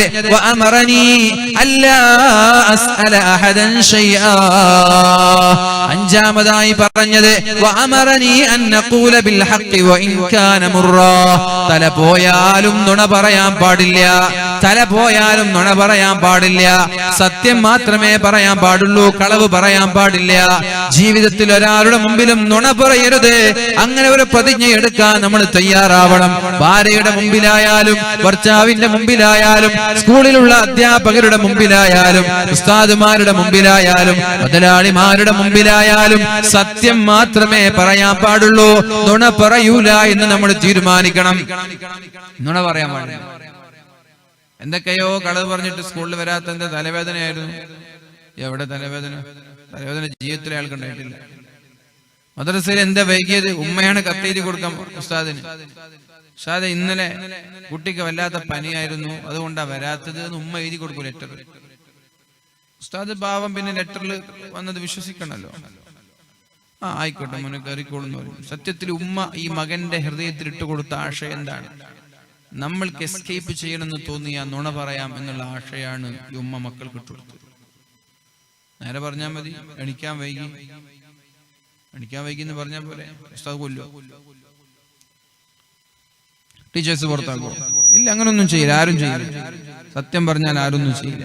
നുണ പറയുമ്പോഴാണ് ശിക്ഷിക്കപ്പെടുന്നത്. അതുകൊണ്ട് എത്ര കൈപ്പേറിയതാണെങ്കിലും ചെലപോയാലും കോളേജിൽ നിന്ന് പുറത്താക്കിയാലും സ്കൂളിൽ നിന്ന് പുറത്താക്കിയാലും നുണ പറയരുത് എന്ന് അല്ലാഹുവിന്റെ ഹബീബ് സല്ലല്ലാഹു അലൈഹി വസല്ലം ആറാമതായി പറഞ്ഞത് വഅമറനി അല്ലാ അഖാഫ ഫില്ലാഹി ലൗമത ലായിം. അള്ളാഹുവിന്റെ വിഷയത്തിൽ ഏതെങ്കിലും ഒരു ആക്ഷേപകന്റെ ആക്ഷേപത്തെ നമ്മൾ പേടിക്കാൻ പാടില്ല. ഒരു അള്ളാഹുവിന്റെ ഒരു തീരുമാനം പറയുകയാണ്, ദീനിന്റെ ഒരു വിഷയം പറയുകയാണ്. പ്രത്യേകിച്ച് പ്രഭാഷണങ്ങളിലൊക്കെ സത്യസന്ധമായി കാര്യങ്ങൾ പറയുമ്പോ അയാൾ അങ്ങനെ പറയുമോ, ഇയാൾ ഇങ്ങനെ പറയുമോ എന്ന് പറഞ്ഞ് മറ്റൊരാളെ പേടിച്ചിട്ട് ഒരാളെ തൃപ്തിപ്പെടുത്താൻ വേണ്ടി പ്രഭാഷണം നടത്താൻ പാടില്ല. പള്ളി കമ്മിറ്റിക്കാർ, മദ്രസ കമ്മിറ്റിക്കാർ നാട്ടുകാരെ തൃപ്തിപ്പെടുത്താൻ വേണ്ടി നാട്ടുകാർക്ക് അനുകൂലമായിട്ടുള്ള തീരുമാനങ്ങളല്ല എടുക്കേണ്ടത്. അള്ളാഹുവിന്റെ തീരുമാനമെടുക്കാൻ, ദീനിന്റെ തീരുമാനമെടുക്കാൻ നാട്ടുകാരിൽ എന്ത് കാര്യങ്ങളായാലും ഉടനെ ധൈര്യത്തോടുകൂടി തീരുമാനമെടുക്കുന്നവരാവണം നമ്മുടെ കമ്മിറ്റിക്കാരൊക്കെ.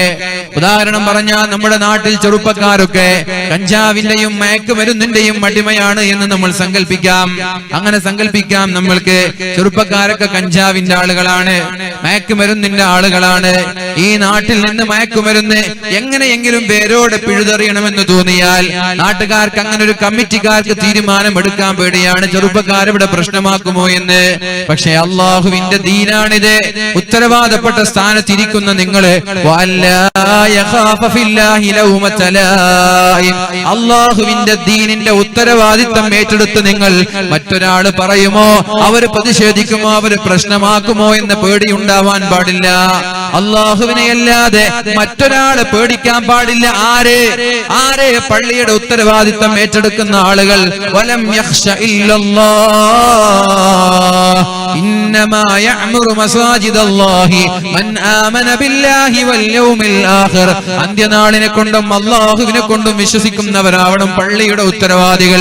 അതേപോലെ 5 നേരത്തെ നിസ്കാരക്കാർ, സകാത്ത് കൊടുക്കുന്നവരാവണം അവർ. പിന്നെ പറഞ്ഞു വലം യഖ്ശ ഇല്ലല്ലാഹ്, അള്ളാഹുവിനെ മാത്രം പേടിക്കുന്നവരാവണം കമ്മിറ്റി ഭാരവാഹികൾ. നാട്ടിലുള്ള ഏതെങ്കിലും ഒരു മുതലാളിയെ പേടിക്കാൻ പാടില്ല, ഏതെങ്കിലും ഒരു പാർട്ടിക്കാരെ പേടിക്കാൻ പാടില്ല, ഏതെങ്കിലും ഗുണ്ടാ സംഘങ്ങളെ പേടിക്കാൻ പാടില്ല. നാടിന്റെ നന്മയാണോ, ദീൻ പറഞ്ഞ കാര്യമാണോ, ധൈര്യമായി തീരുമാനമെടുക്കാൻ നമ്മൾക്ക് കഴിയണം. അല്ലാഹു തൗഫീഖ് നൽകട്ടെ. അല്ലാ അഖാഫ ഫില്ലാഹി ലൗമത ലായിം. അള്ളാഹുവിന്റെ ദീൻ പറയുന്ന വിഷയങ്ങളിൽ ഒരു ആക്ഷേപകന്റെ ആക്ഷേപത്തെയും നമ്മൾ പേടിക്കാൻ പാടില്ല.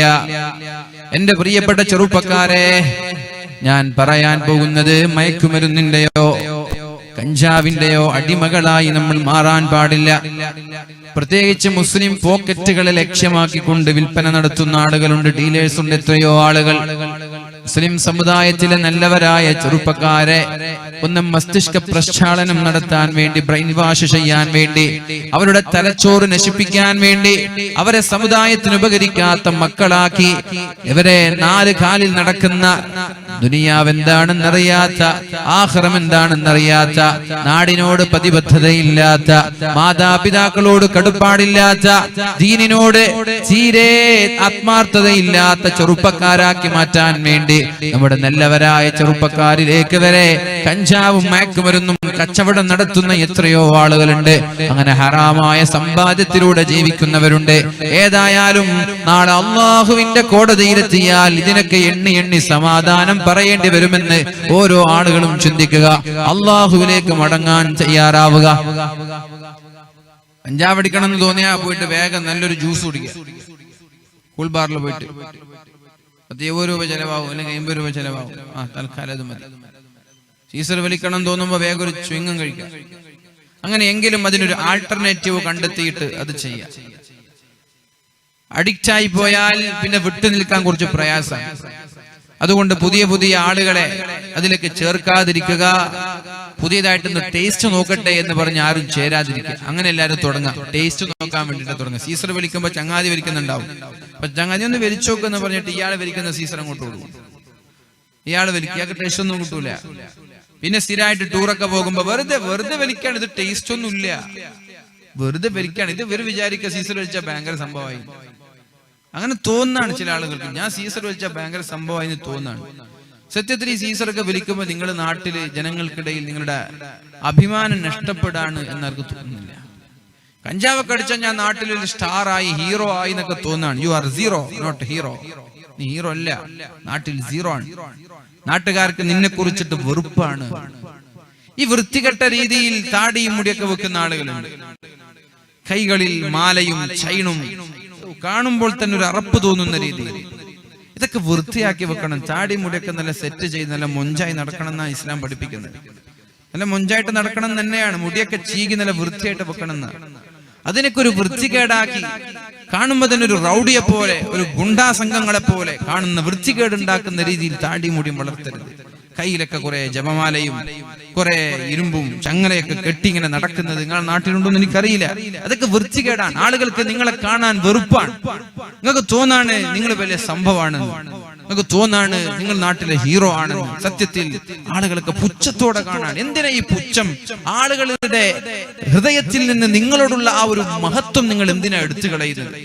കഴിവിന്റെ പരമാവധി ജനങ്ങളെ തൃപ്തിപ്പെടുത്താനല്ലേ നമ്മൾ ശ്രമിക്കേണ്ടത്. അതിന് പകരം ജനങ്ങളിൽ നിന്ന് വെറുപ്പ് വാങ്ങാനാണ്. എന്തിനാ ഈ വെറുപ്പ് വാങ്ങിയിട്ട് എന്ത് കിട്ടാനാണ്? എന്താ ഇതിൽ കിട്ടാനുള്ളതെന്നാ മനസ്സിലാവാത്തത്. കോളേജുകളിൽ പോയാൽ, ക്യാമ്പസിൽ പോയാൽ പഠിക്കുന്ന ആളുകൾക്കൊന്നും യാതൊരു വിലയില്ല.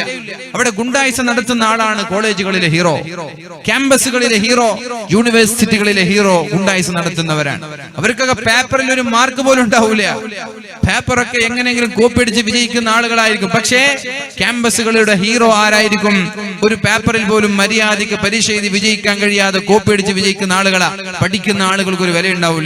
നാട്ടിൽ അങ്ങനെ പള്ളിയിലും നിസ്കാരവും SKSS ആയി നടക്കുന്ന ആളുകൾക്ക് വില ഉണ്ടാവില്ല. നേരെ മറിച്ച് ഇവിടെ ഗുണ്ടായിസം നടത്തി കഞ്ചാവും ലഹരിയും മയക്കുമരുന്നും കയ്യിലും കാലിലും തലയിലൊക്കെ ചൈനും അതേപോലെ തന്നെ വളയും ഒക്കെ കെട്ടിയിടക്കുന്ന, താടി അങ്ങോട്ടും ഇങ്ങോട്ടും നീട്ടി വെച്ചിരിക്കുന്ന ചില ആളുകൾക്കൊക്കെ ആയിരിക്കും നാട്ടിലൊക്കെ താരപരിവേഷം ഉണ്ടാവും. ആരുടെ അടുത്ത ഈ താരപരിവേഷം? അവരുടെ ഗ്യാങ്ങുകളിൽ ഉണ്ടാവുള്ളൂ. മറ്റുള്ള ആളുകൾക്ക് ഒരു ചുക്കും ഒരു വില അവരില്ല. കാണുന്നത് തന്നെ അറുപ്പാണ് എന്നുള്ള മനസ്സിൽ. എന്തിനാ ഈ അറുപ്പൊക്കെ ജനങ്ങളിൽ നിന്ന് ചോദിച്ചു വാങ്ങുന്നത്? നല്ല നീറ്റായിട്ട് വെച്ചൂടെ?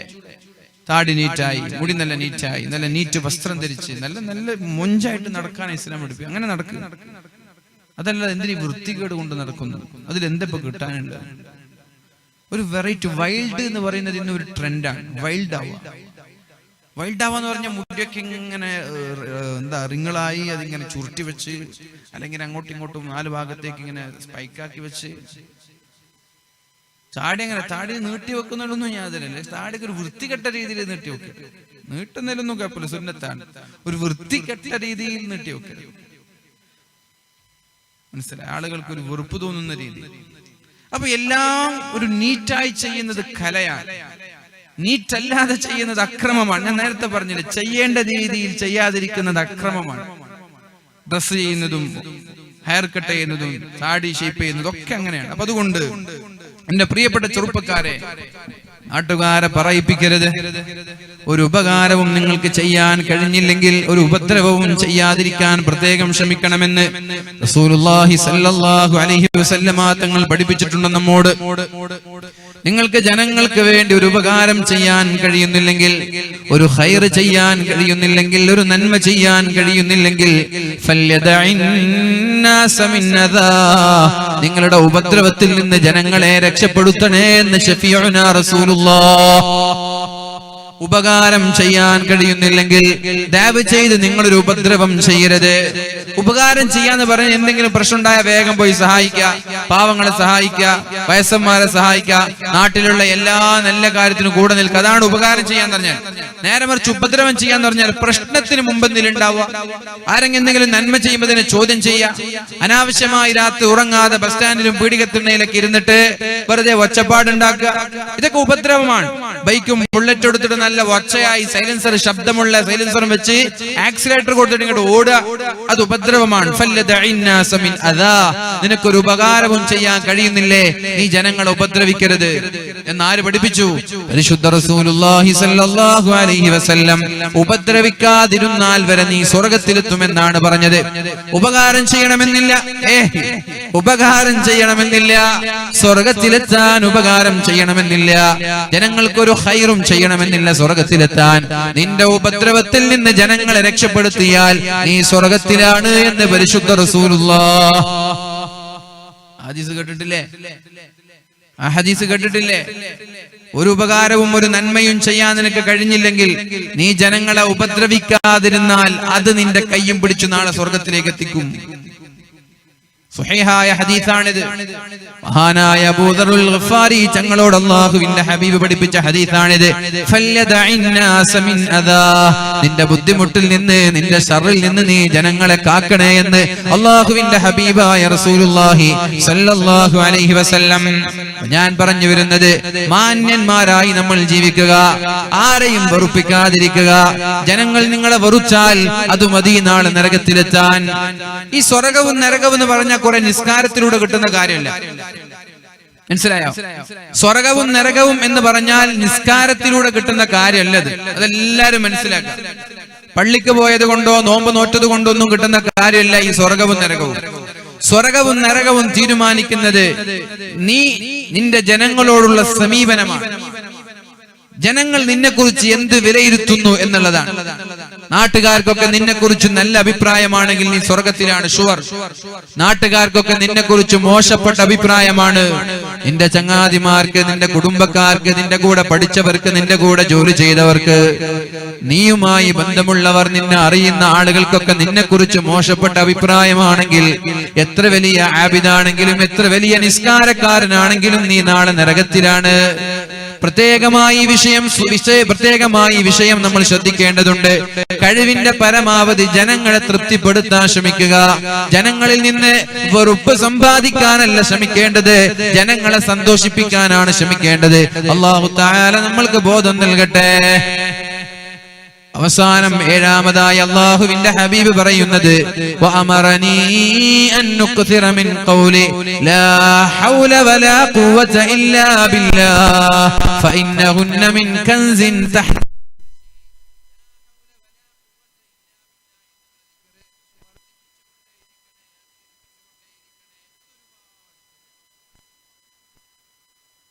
ബില്ലാഹിൽ അലിയിൽ അദീം ലാ ഹൗല കഴിവിന്റെ പരമാവധി ഇത് വർദ്ധിപ്പിക്കുക. ഇത് വർദ്ധിപ്പിച്ചാൽ നിങ്ങൾക്ക് സമ്പത്ത് വർദ്ധിക്കുന്നു.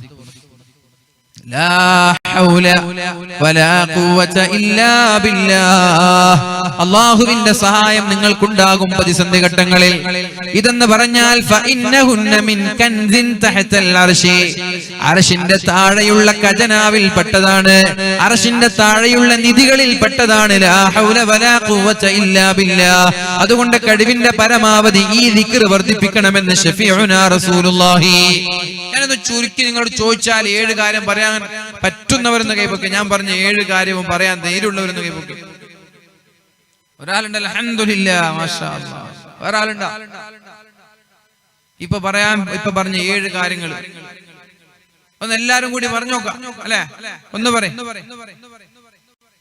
ഒന്ന് പറ ആരാണ് ഈ ഹദീസ് പഠിപ്പിച്ചു തന്നത്? മഹാനായ അബൂദർ റളിയല്ലാഹു അൻഹു എന്നോട് എന്റെ ചങ്ങാതിയായ എന്റെ ഹബീബായ നബി തങ്ങൾ 7 കാര്യം പഠിപ്പിച്ചു എന്നാ പറഞ്ഞത്. അതിലൊന്ന് കൃത്യം ഒന്ന് തന്നെയാണെന്നില്ല, 7 ഏതെങ്കിലും അറിയുന്ന ഒന്ന് പറഞ്ഞോളൂ. കുടുംബബന്ധം. കുടുംബക്കാർ ഇങ്ങോട്ട് എത്ര മോശമായി പെരുമാറിയാലും അങ്ങോട്ട് ബന്ധം സ്ഥാപിക്കണേ. ഇങ്ങോട്ട് സലാം പറഞ്ഞില്ലെങ്കിലും അങ്ങോട്ട് സലാം പറയണേ. സലാം പറഞ്ഞ് മടക്കിയില്ലെങ്കിലും നിങ്ങൾ സലാം പറയണം. വാതിൽ കൊട്ടി അടച്ചാലും വീട്ടിലേക്ക് പോകണം. കല്യാണത്തിന് ക്ഷണിച്ചില്ലെങ്കിലും നിങ്ങൾ ക്ഷണിക്കണം.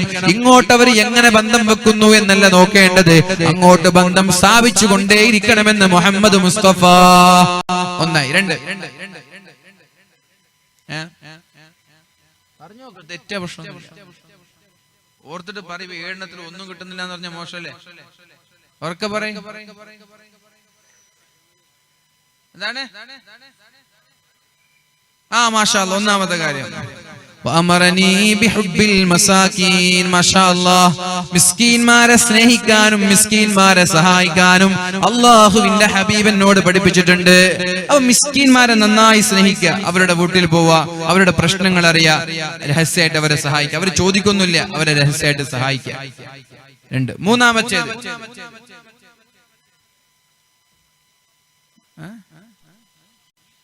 അതാ പറഞ്ഞ ഇല്ലല്ല.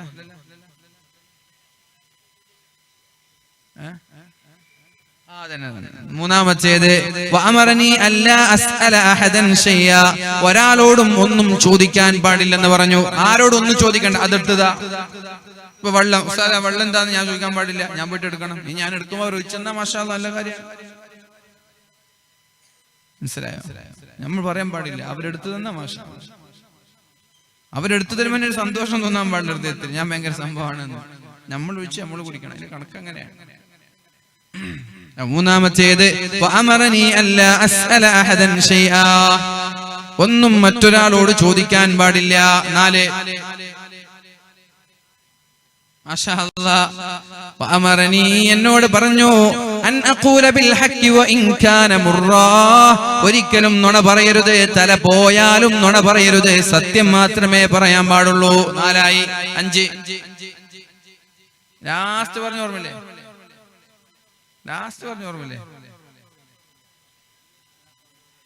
ലാ ഹൗല വലാ ഖുവത ഇല്ലാ ബില്ലാഹ് എന്ന ദിക്ർ വർദ്ധിപ്പിക്കാൻ പറഞ്ഞു. അത് അർശിന്റെ താഴെയുള്ള വലിയ നിധിയിൽപ്പെട്ടതാണെന്ന് 5 എണ്ണമായി. 2 എണ്ണം ബാക്കിയുണ്ട്. അതിൽ പെട്ടല്ല. മാഷാ അല്ലാഹ്. വഅമറനി അൻ അൻദുറ ഇലാ മൻ ഹുവ ദൂനി വലാ അൻദുറ ഇലാ മൻ ഹുവ ഫൗഖി. എന്നെക്കാൾ മുകളിലുള്ളവരിലേക്ക് നോക്കാൻ പാടില്ല, താഴെയുള്ളവരിലേക്ക് നോക്കണം. താഴെയുള്ളവരിലേക്ക് നോക്കിയാൽ ജീവിതത്തിൽ ടെൻഷൻ ഉണ്ടാവില്ല. വലിയ വീട് കാണുമ്പോ പഠിച്ചോനെ അയാളുടെ വീട് ഇത്ര വലുത്, എന്റെ വീടൊക്കെ ആകെ 2000 സ്ക്വയർ ഫീറ്റേ ഉള്ളൂ, അയാൾ 10,000 സ്ക്വയർ ഫീറ്റ് ആണ്. നേരെ മറിച്ചിട്ട് നീ 2000 സ്ക്വയർ ഫീറ്റ് ഉള്ള നീ ചെറിയ ഒരു ഓലമേഞ്ഞ കുടിലിൽ താമസിക്കുന്ന ആളെ നോക്കിയാൽ മാഷാ അല്ലാഹ് എന്റെ വീട് ഇത്ര വലുപ്പമാണ്. അങ്ങനല്ല നോക്കേണ്ടത്.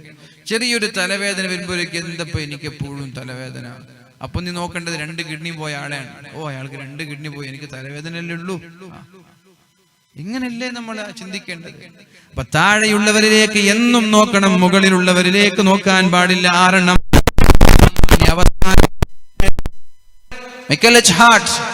ഇസ്ലാമിനെ കുറിച്ച് പറഞ്ഞിട്ടില്ലേ? എങ്ങനെ എത്ര ആളുകൾ ഇസ്ലാമിനെ കുറിച്ച് പറഞ്ഞിട്ട് അവർക്ക് മുസ്ലിമായില്ല? അത് അല്ലാഹ് ഹിദായത്ത് കൊടുക്കുന്നത് അല്ലാഹുവാണ്. അതുകൊണ്ട് ഹിദായത്ത് വേണമെങ്കിൽ ഫസ്തഹുദൂനി അഹ്ദിക്കും, നിങ്ങൾ എന്നോട് ചോദിച്ചോളൂ, ഞാൻ നിങ്ങളെ നന്നാക്കി തരാം. അല്ലാഹുവേ എന്നെ ഹിദായത്തിലാക്കണേ അല്ലാഹ്, ഇഹ്ദിനസ് സിറാത്തുൽ മുസ്തഖീം എന്ന് അല്ലാഹുവിനോട് ചോദിക്കണമെന്ന് പരിശുദ്ധ റസൂലുള്ളാഹ്. ഇനി നിങ്ങൾ എല്ലാവരും പട്ടിണിയാണ്.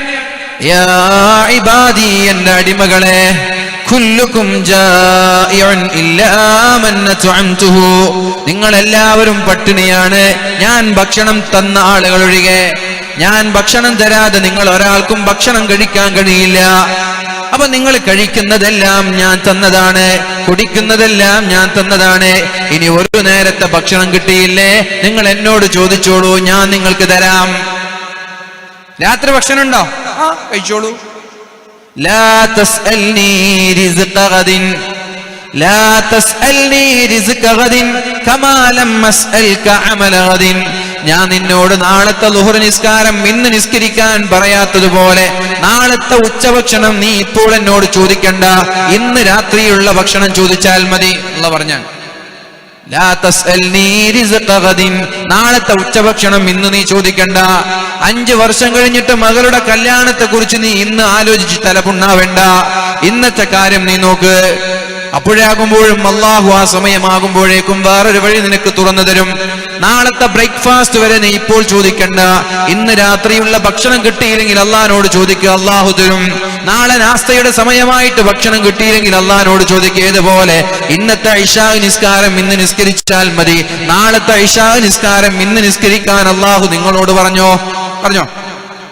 ഇന്നിപ്പോ അള്ളാഹുവേ ഉസല്ലി ഫർള സ്വലാത്തുൽ ഇശാഇ, നാളത്തെ ഇശാ നിസ്കാരം ഞാൻ ഇന്ന് നിസ്കരിക്കുന്നതാണല്ല, അതായ ഇന്നത്തെ നിസ്കാരം നമ്മൾ നിസ്കരിക്കുന്നത്, നാളത്തെ നിസ്കാരമല്ല. അത് നോമ്പ് നോക്കുമ്പോ നമ്മൾ നീ ചെയ്യുന്നത് സൗമ ഗദി, നാളത്തെ നോമ്പ്. സ്വലാത്ത ഗദില്ല, നാളത്തെ നിസ്കാരമില്ല. അതുകൊണ്ട് നാളത്തെ നിസ്കാരം നിസ്കരിക്കണമെന്ന് ഞാൻ നിങ്ങളോട് പറയാത്തതുപോലെ ഇന്നത്തെ ഭക്ഷണം ചോദിച്ചാൽ മതി, നാളത്തേത് ചോദിക്കരുത്. ഫസ്തത്ഇമൂനി ഉത്ഇംകും, നിങ്ങൾ എന്നോട് ഭക്ഷണം ചോദിച്ചാൽ ഞാൻ നിങ്ങൾക്ക് ഭക്ഷണം തരാം. ചോദിക്കാൻ തയ്യാറുണ്ടോ? അല്ലാഹു തരും. ചോദിക്കാൻ തയ്യാറുണ്ടോ മുഅ്മിനീങ്ങളെ? അള്ളാഹു നിങ്ങൾക്ക് ഭക്ഷണം തരും, ഗ്യാരണ്ടി ഞാൻ തരാം. ചോദിക്കാൻ തയ്യാറുണ്ടോ? ചോദിക്കേണ്ടതുപോലെ ചോദിക്കണം അള്ളാഹുവിനോട്. ഹറാമായ ഭക്ഷണം തിന്നിട്ട്, ഹറാമായ വീട്ടിൽ നിന്നിട്ട്, ഹറാമായ വസ്ത്രം ധരിച്ചിട്ട് യാ റബ്ബി യാ റബ്ബ്, അള്ളാഹുവേ അത് തരണേ അല്ലാ, ഇത് തരണേ അല്ലാ എന്ന് ചോദിച്ചാൽ അള്ളാഹു ദുആഇന് ഉത്തരം തരൂല. അത്ഇബ് മത്അമക, തിന്നുന്ന ഭക്ഷണം ഹലാലായാൽ എന്ത് ചോദിച്ചാലും അള്ളാഹു ഉത്തരം നൽകുമെന്ന് ശഫീഉനാ റസൂലുള്ളാഹി. അത്ഇബ് മത്അമക തജിക് മുസ്തജാബദ് ദുആ. നീ തിന്നുന്നത് ഹലാലായാൽ, നീ കുടിക്കുന്നത് ഹലാലായാൽ നിന്റെ ദുആഇന് ഉത്തരമുണ്ടാകുമെന്നാ പറഞ്ഞത്. അതുകൊണ്ട് ഇവിടെ കൂടിയിരിക്കുന്ന സർവ്വ ആളുകളോടും പറയുകയാണ്, മക്കള് 4ഉം 5ഉം 6ഉം ആകുമ്പോൾ പേടി വേണ്ട. ജനസംഖ്യാ നിയന്ത്രണം ഇവിടെ ആരും കൊണ്ടുവരേണ്ട ആവശ്യമില്ല. ഒരു രാഷ്ട്രീയ നേതാക്കളും ഇവിടെ ഭക്ഷണം കൊടുക്കുന്നില്ല. ഒരു പ്രധാനമന്ത്രിയോ അല്ലെങ്കിൽ MLA-മാരോ MP-മാരോ ആഭ്യന്തരമന്ത്രിയോ അല്ല ഇവിടെ ഭക്ഷണം കൊടുക്കുന്നത്. ഭക്ഷണം കൊടുക്കുന്നത് അള്ളാഹുവാണ്. അതുകൊണ്ട് ഇവിടുത്തെ ജനസംഖ്യാ നിയന്ത്രണം നിങ്ങളുടെ കയ്യിലല്ല. നിങ്ങൾ നിങ്ങളുടെ മക്കളെ നോക്കിയാൽ മതി, ബാക്കിയുള്ളത് അള്ളാഹു നോക്കിക്കോളും മുഅ്മിനീങ്ങളെ. ജനസംഖ്യാ നിയന്ത്രണത്തിനൊന്നും ആവശ്യമില്ല. ജനങ്ങൾ കൂടിയെന്ന് തോന്നുമ്പോൾ ഒരു സുനാമി വരും, 10 ലക്ഷം അള്ളാഹു കൊണ്ടുപോകും. അതങ്ങനെ തന്നെയാണ്. ഇവിടെ ഒരു ജനങ്ങളുടെ ബാലൻസ് തെറ്റിന്ന് പഠിച്ചോന്ന് തോന്നിയ വലിയൊരു പ്രളയം വരും, വലിയൊരു ഉരുൾപൊട്ടൽ വരും, ഭൂകമ്പം വരും, കൊടുങ്കാറ്റ് വരും. അള്ളാഹ് എല്ലാറ്റിനും കൊണ്ടുവന്നിട്ട് ബാലൻസ് കീപ്പ് ചെയ്യും. അതല്ല നമ്മളതിനെ കുടുംബാസൂത്രണമൊന്നും നമ്മളാക്കണ്ട. 1 മതി, 2 മതി, 3 പഠിച്ചോൻ തരുന്നതൊക്കെ വാങ്ങിച്ചോളി. 1ഉം 2ഉം 3ഉം മതി എന്നൊക്കെ പറഞ്ഞിട്ട് ജീവിച്ചിട്ട് 2ഉം 3ഉം അള്ളാഹ് ഒന്നിച്ച് കൊണ്ടുപോയ അവസാനം അട്ടം നോക്കേണ്ടി വരും. പ്രസവം നിർത്തിന് കുഞ്ഞുണ്ടാവില്ല. ഹോസ്പിറ്റലിൽ പോയിട്ട് പ്രസവം നിർത്തിയാണ് ഭാര്യയുടെ, പിന്നെ കുഞ്ഞുണ്ടാവില്ല, പിന്നെ വേറെ കെട്ടേണ്ടി വരും. അതുകൊണ്ട് അള്ളാഹു തരുന്നതൊക്കെ വാങ്ങിച്ചോളി. ഭക്ഷണം കൊടുക്കാൻ കഴിയോ? അള്ളാഹാണ് ഭക്ഷണം തരുന്നത്, നീയല്ല. ഞാനും നീയാണോ ഭക്ഷണം കൊടുക്കുന്നത്? നമ്മളാണ് ഈ ഭക്ഷണം കൊടുക്കുന്നത്? അല്ലല്ലോ, ഭക്ഷണം കൊടുക്കുന്നത് അള്ളാഹു അല്ലേ. നമ്മൾക്ക് ഭക്ഷണം തരുന്ന മുതലാളിമാർക്ക് നമ്മൾ ദുആ ചെയ്യണം. ഉമ്മമാര് ദുആ ചെയ്യാൻ പറയും, ഉസ്താദേ എന്റെ മകൻ ഗൾഫിൽ കഫ്റ്റീരിയയിലാണ്, അവന്റെ ജോലിയിൽ ബറക്കത്തുണ്ടാവാൻ വേണ്ടി ദുആ ചെയ്യണം. അതോടൊപ്പം നിങ്ങൾ മക്കളുടെ മുതലാളിക്ക് വേണ്ടി ദുആ ചെയ്യണം, ആ കഫ്റ്റീരിയയിൽ ബറക്കത്തുണ്ടാവാൻ. കഫ്റ്റീരിയയിൽ കച്ചവടം ഉണ്ടെങ്കിലല്ല മോന് സാലറി കൊടുക്കാൻ പറ്റൂ. എന്നാൽ ഏതെങ്കിലും ആള് മുതലാളിമാർക്ക് വേണ്ടി ദുആ ചെയ്യുന്നുണ്ടോ? ലുലു മാളിലാണ് ജോലി ചെയ്യുന്നത്, അള്ളാഹുവേ എന്റെ മകന് നീ ബർക്കത്ത് ചെയ്യണേ എന്ന് പറയുന്നതിന് പകരം അള്ളാഹുവേ അതിന്റെ സ്ഥാപനത്തിൽ നീ ബർക്കത്ത് ചെയ്യണേ അല്ലാ. എന്റെ മകൻ ജോലി ചെയ്യുന്ന റെസ്റ്റോറന്റ്, കഫ്റ്റീരിയകൾ, ടെക്സ്റ്റൈലുകൾ, സൂപ്പർ മാർക്കറ്റ്, ബക്കാലകൾ, ജോലി ചെയ്യുന്ന ഓഫീസുകൾ, എന്താണോ എന്റെ മകന്റെ ജോലി, എവിടെയാണോ ജോലി ചെയ്യുന്ന സ്ഥാപനം, ആ സ്ഥാപനത്തിനും അതിന്റെ മുതലാളിക്കും നീ ബർക്കത്ത് ചെയ്യണേ എന്ന് ദുആ ചെയ്താൽ നിങ്ങളുടെ മകന്റെ ശമ്പളം, മകന്റെ സാലറി ഓട്ടോമാറ്റിക്കായി വർദ്ധിച്ചുകൊണ്ടേയിരിക്കും. ഒരുപക്ഷെ നിങ്ങളുടെ മകന് വേണ്ടി ദുആ ചെയ്താൽ അള്ളാഹ് ഉത്തരം തരൂല. പക്ഷെ നിങ്ങളുടെ മകന്റെ മുതലാളിക്ക് വേണ്ടി ദുആ ചെയ്താൽ അള്ളാഹ് ഉത്തരം തരും. നിന്റെ സഹോദരന്റെ അഭാവത്തിൽ നിന്റെ സഹോദരന് വേണ്ടി ദുആ ചെയ്താൽ അല്ലാഹു ഉത്തരം നൽകുമെന്ന് ശഫീഉനാ റസൂലുള്ളാഹ്. നിന്റെ മകൻ നിന്റേതാണ്, അത് നിനക്ക് വേണ്ടിയുള്ള പ്രാർത്ഥനയാണ്. എന്നാൽ നിന്റെ മുതലാളിക്ക് വേണ്ടി ദുആ ചെയ്യുന്നത് മറഞ്ഞിരിക്കുന്ന ഒരു സഹോദരന് വേണ്ടിയുള്ള പ്രാർത്ഥനയായതുകൊണ്ട് ആ ദുആഇനെ അല്ലാഹു സ്വീകരിക്കുമെന്നാണ് നബി തങ്ങൾ പറഞ്ഞത്.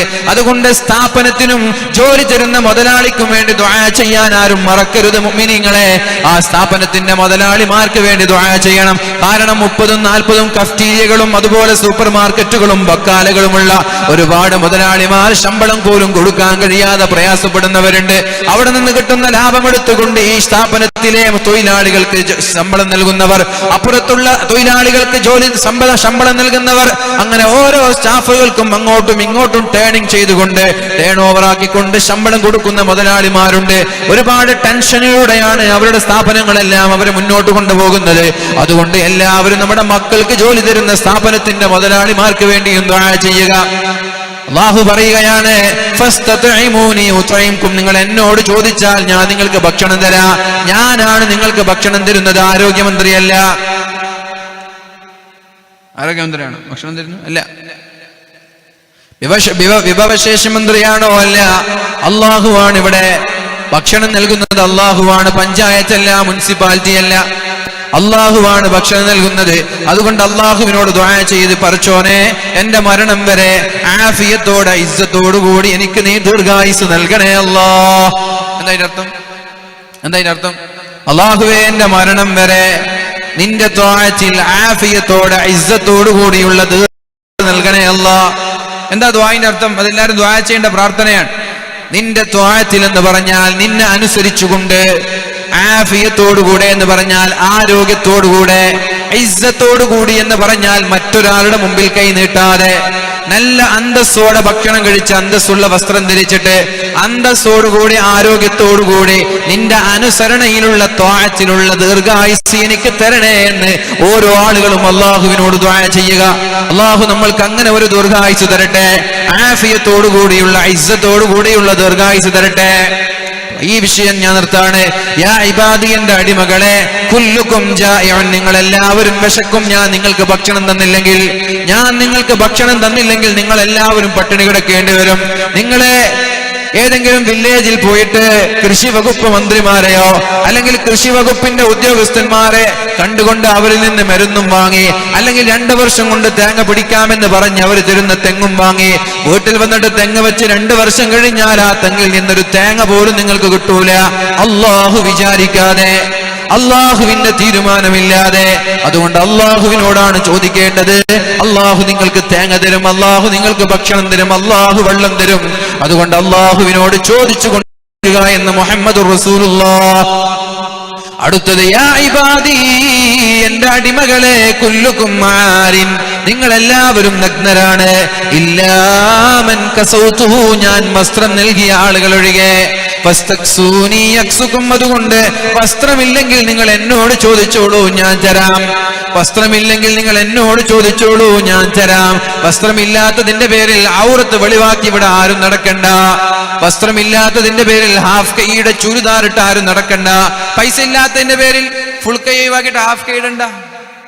പൈസ ഇല്ലാത്തതിന്റെ പേരിൽ ഞെരിയാണിക്ക് മീതെ പാൻസ് ഇരിക്കേണ്ട പെണ്ണുങ്ങള്, പൈസ എന്നോട് ചോദിച്ചോളൂ, ഞാൻ തരാം. ഞെരിയാണിക്ക് താഴെ പാൻസ് ഇടാനുള്ള പൈസ തന്നെ തരാം. ഔറത്ത് മറക്കാൻ, കുപ്പായത്തിന്റെ കൈയൊക്കെ ഫുള്ള് മറച്ച് നടക്കാനുള്ള പൈസ ഞാൻ തരാം. പൈസ ഇല്ലാത്തതിന്റെ പേരിൽ ആരും മുട്ടോടെ പാൻസ് ഇട്ട് നടക്കണ്ട ചെറുപ്പക്കാരികൾ. മനസ്സിലായോ? അങ്ങനെയാണോ നടക്കുന്നത് അറിയില്ല. ചെറുപ്പക്കാരികളൊക്കെ മുട്ടരെ പാൻസ് ഇട്ട് നടക്കാൻ തുടങ്ങിയിട്ടുണ്ട്. കാണാറില്ലേ? എന്നാൽ മക്കളൊക്കെ നോക്കിയാൽ മതി. പിന്നെ ബസ് സ്റ്റാൻഡിൽ നിന്നിട്ട് കണ്ട പെണ്ണുങ്ങളെ നോക്കാനല്ല, നിങ്ങൾ മക്കളെ നോക്കിയാൽ മതി. മക്കളെ സ്കൂളിലേക്ക് പോകുമ്പോൾ പാൻറ്റും ഒക്കെ എവിടെ ഇരാണിക്ക് മുകളിലാണ്.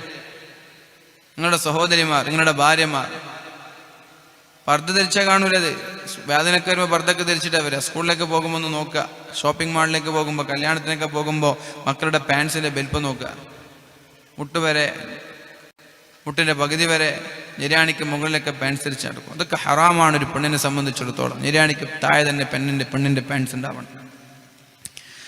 അതുകൊണ്ട് വസ്ത്രം എന്നോട് ചോദിച്ചോളൂ, ഞാൻ നിങ്ങൾക്ക് തരാം. യാ ഇബാദി, എന്റെ അടിമകളെ. എന്നിട്ട് അല്ലാഹു പറയുകയാണ്, ഇന്നക്കും തുഖ്തിഊന ബില്ലൈലി വന്നഹാർ, രാത്രിയും രാവിലെയും നിങ്ങൾ തെറ്റ് ചെയ്യുന്നുണ്ട്. രാത്രിയും തെറ്റ് ചെയ്യുന്നുണ്ട്, രാവിലെയും തെറ്റ് ചെയ്യുന്നുണ്ട്. ഇല്ലേ? രാവിലെയും രാത്രിയും തെറ്റ് ചെയ്യുന്നുണ്ട്. വഅനാ അഗ്ഫിറുദ്ദുനൂബ ജമീഅ, നിങ്ങളുടെ എല്ലാ പാപങ്ങളും ഞാൻ പുറത്തു തരുന്നത്. വഅനാ അഗ്ഫിറുദ്ദുനൂബ ജമീഅ, നിങ്ങളുടെ സർവ്വ പാപങ്ങളും പുറത്തു തരുന്നത് ഞാനാണ്. അതുകൊണ്ട് ഫസ്തഗ്ഫിറൂനി അഗ്ഫിർ ലക്കും, നിങ്ങൾ എന്നോട് മാപ്പ് ചോദിച്ചോളൂ, ഞാൻ പുറത്തു തരാം. കുമ്പസരിക്കണ്ട, മറ്റൊരാളുടെ മുമ്പിൽ പോയി കുമ്പസരിക്കണ്ട, എന്നോട് പറയൂ, ഞാൻ പുറത്തു തരാം. ഉസ്താദുമാരുടെ മുമ്പിൽ പോയിട്ട് ഉസ്താദെ ഞാൻ അങ്ങനെ ചെയ്തു, ഞാൻ ഇങ്ങനെ ചെയ്തു എന്ന് പറഞ്ഞ് ഉസ്താദുമാരുടെ മുമ്പിൽ പോയി കുമ്പസരിക്കണ്ട, ആരുടെയും മുമ്പിൽ പോയി കുമ്പസരിക്കണ്ട. അള്ളാഹിനോട് പറ, അല്ലാഹുവേ എന്റെ ജീവിതത്തിൽ തെറ്റ് വന്നു പോയിട്ടുണ്ട്, റബ്ബേ നീ മാപ്പ് നൽകണേ അല്ലാ. അങ്ങനെയൊക്കെ ഉണ്ട് ചില ആളുകൾ. ഉസ്താദുമാരോടൊക്കെ പോയിട്ട് കുമ്പസരിക്കുക, ജീവിതത്തിൽ ഇങ്ങനെയൊക്കെ വന്നു പോയിട്ടുണ്ട്. ഒരാളുടെ വീക്ക്നെസ് പിടിച്ചാൽ പിന്നെ കാര്യങ്ങൾ എളുപ്പമാണ്. എന്താണ് ഒരാളുടെ വീക്ക്നെസ് എന്ന് തിരിച്ചറിഞ്ഞാൽ. അതുകൊണ്ട് ഏത് ഔലിയായാലും, ഏത് ഉപ്പാപ്പയായാലും, ഏത് തങ്ങന്മാരായാലും ജീവിതത്തിൽ വന്ന തെറ്റുകൾ അവരോട് പറയണ്ട, അള്ളാഹിനോട് പറ. അല്ലാഹുവേ സ്വന്തം ഭർത്താവിനോട് പോലും ജീവിതത്തിൽ വന്ന തെറ്റുകൾ പറഞ്ഞു കൊടുക്കണ്ട, ഭാര്യയോടും പറയണ്ട, അല്ലാഹുവിനോട് പറ. ഇസ്തഗ്ഫിറൂനി, നിങ്ങൾ എന്നോട് മാപ്പ് ചോദിച്ചോളൂ, ഞാൻ പുറത്തു തരാം, ഞാൻ പുറത്തു തരാമെന്ന് അള്ളാഹു ഉറപ്പ് പറയുമ്പോ പിന്നെന്തിനാ നാട്ടാരോട് പോയിട്ട് പറയേണ്ട ആവശ്യം? എന്തിനാ പിന്നെ ചങ്ങാതിമാരോട് പോയി പറയേണ്ട ആവശ്യം? കുടുംബങ്ങളോട് പോയി പറയേണ്ട ആവശ്യം ഇല്ല. അതുകൊണ്ട് അള്ളാഹു പുറത്തു തരാം. എന്താ പുറത്തു തരാന്ന് പറഞ്ഞത്? വഅനഗ്ഫിറുദ്ദുനൂബ ജമീഅ, എല്ലാം ഞാൻ പുറത്തു തരാന്നാ പറഞ്ഞത്. എല്ലാം ഞാൻ പുറത്തു തരും. കുറച്ച് പുറത്തു തരും, ബാക്കി പുറത്തു തരില്ല എന്നല്ല. വഅനഗ്ഫിറുദ്ദുനൂബ ജമീഅ, എല്ലാം ഞാൻ നിങ്ങൾക്ക് പുറത്തു തരാം. പക്ഷേ ഒരു ഡിമാൻഡ് ഉണ്ട്, നിങ്ങൾ എന്നോട് മാപ്പ് ചോദിക്കണം, എന്നാലേ ഞാൻ പുറത്തു തരുള്ളൂ. പിന്നെ പറഞ്ഞു, യാ ഇബാദി, എന്റെ അടിമകളെ, നിങ്ങൾ എന്നെ ഉപദ്രവിക്കണമെന്ന് തീരുമാനിച്ചാൽ നിങ്ങൾക്കാർക്കും എന്നെ ഉപദ്രവിക്കാൻ കഴിയില്ല. ഞാൻ നിസ്കരിക്കുന്നില്ല, അല്ലാഹ് അങ്ങനെ സുഖിക്കണ്ട. ഞാൻ നിസ്കരിച്ചിട്ട്, ഞാൻ തഹജ്ജുദ് നിസ്കരിച്ചിട്ട് പടച്ചോൻ അങ്ങനെ സുഖിക്കണ്ട. അങ്ങനെ വിചാരിച്ചിട്ട് പടച്ചോനെ ബുദ്ധിമുട്ടാക്കാൻ നീ തീരുമാനിക്കണ്ട. പടച്ചോൻ നീ നിസ്കരിച്ചുകൊണ്ട് ഉപകാരമില്ല, ഉപദ്രവമില്ല. ഇത്ര മനസ്സിലാക്കിയാൽ മതി. ഞാൻ ഔറത്തൊന്നും മാർക്കില്ല, ഞാൻ റോഡിന്റെ നടുവിൽ നിന്നിട്ട് നൃത്തം ചെയ്യും നോക്കാം, അങ്ങനെ പടച്ചോൻ റൈസണ്ട. അങ്ങനെ ചില പെണ്ണുങ്ങൾ, ഈ മതം വിട്ട പെണ്ണൊക്കെ അങ്ങനെ പറയും. യുക്തിവാദികൾ, ഫെമിനിസ്റ്റൊക്കെ അങ്ങനെ പറയും. മുസ്ലിം നാമധാരികളായ യുക്തിവാദികളും ഫെമിനിസ്റ്റുകളൊക്കെ ഞാൻ റോഡിന്റെ മധ്യത്തിൽ നിന്നിട്ട് ഡാൻസ് ചെയ്യും, അങ്ങനെ അല്ല സുഖിക്കണ്ട. അള്ളാഹ്ക്ക് എന്ത് മോളെ, നീ ഡാൻസ് കളിച്ചാൽ എന്ത്, നീ തഖ്വയോടെ ഹജ്ജ് ചെയ്താൽ പടച്ചോനെന്ത്, കൂടാനുമില്ല കുറയാനുമില്ല. നീ ചെയ്തത് നിനക്ക നന്മയാണെങ്കിലും തിന്മ നിനക്കാ കിട്ടുക. അതുകൊണ്ട് പടച്ചോനെ വെല്ലുവിളിക്കാൻ നിൽക്കണ്ട. ഏത് മതം വിട്ട പെണ്ണാണെങ്കിലും ഒരു തവണ തബ്ബത്ത് യദാ അബീ ലഹബിൻ വതബ്ബ ഓതിയാൽ മതി. ഒരു തവണ ഓതിയാൽ മതി. തബ്ബത്ത് യദാ അബീ ലഹബിൻ വതബ്ബ മാ അഗ്നാ അൻഹു മാലുഹു വമാ കസബ്. കുറച്ചെങ്കിലും തലച്ചോറുണ്ടെങ്കിൽ തിരിച്ചറിയാൻ ഇതിനപ്പുറം വേറൊരു ആയത്തൊന്നും ഖുർആനിൽ വേണ്ട. വേണോ?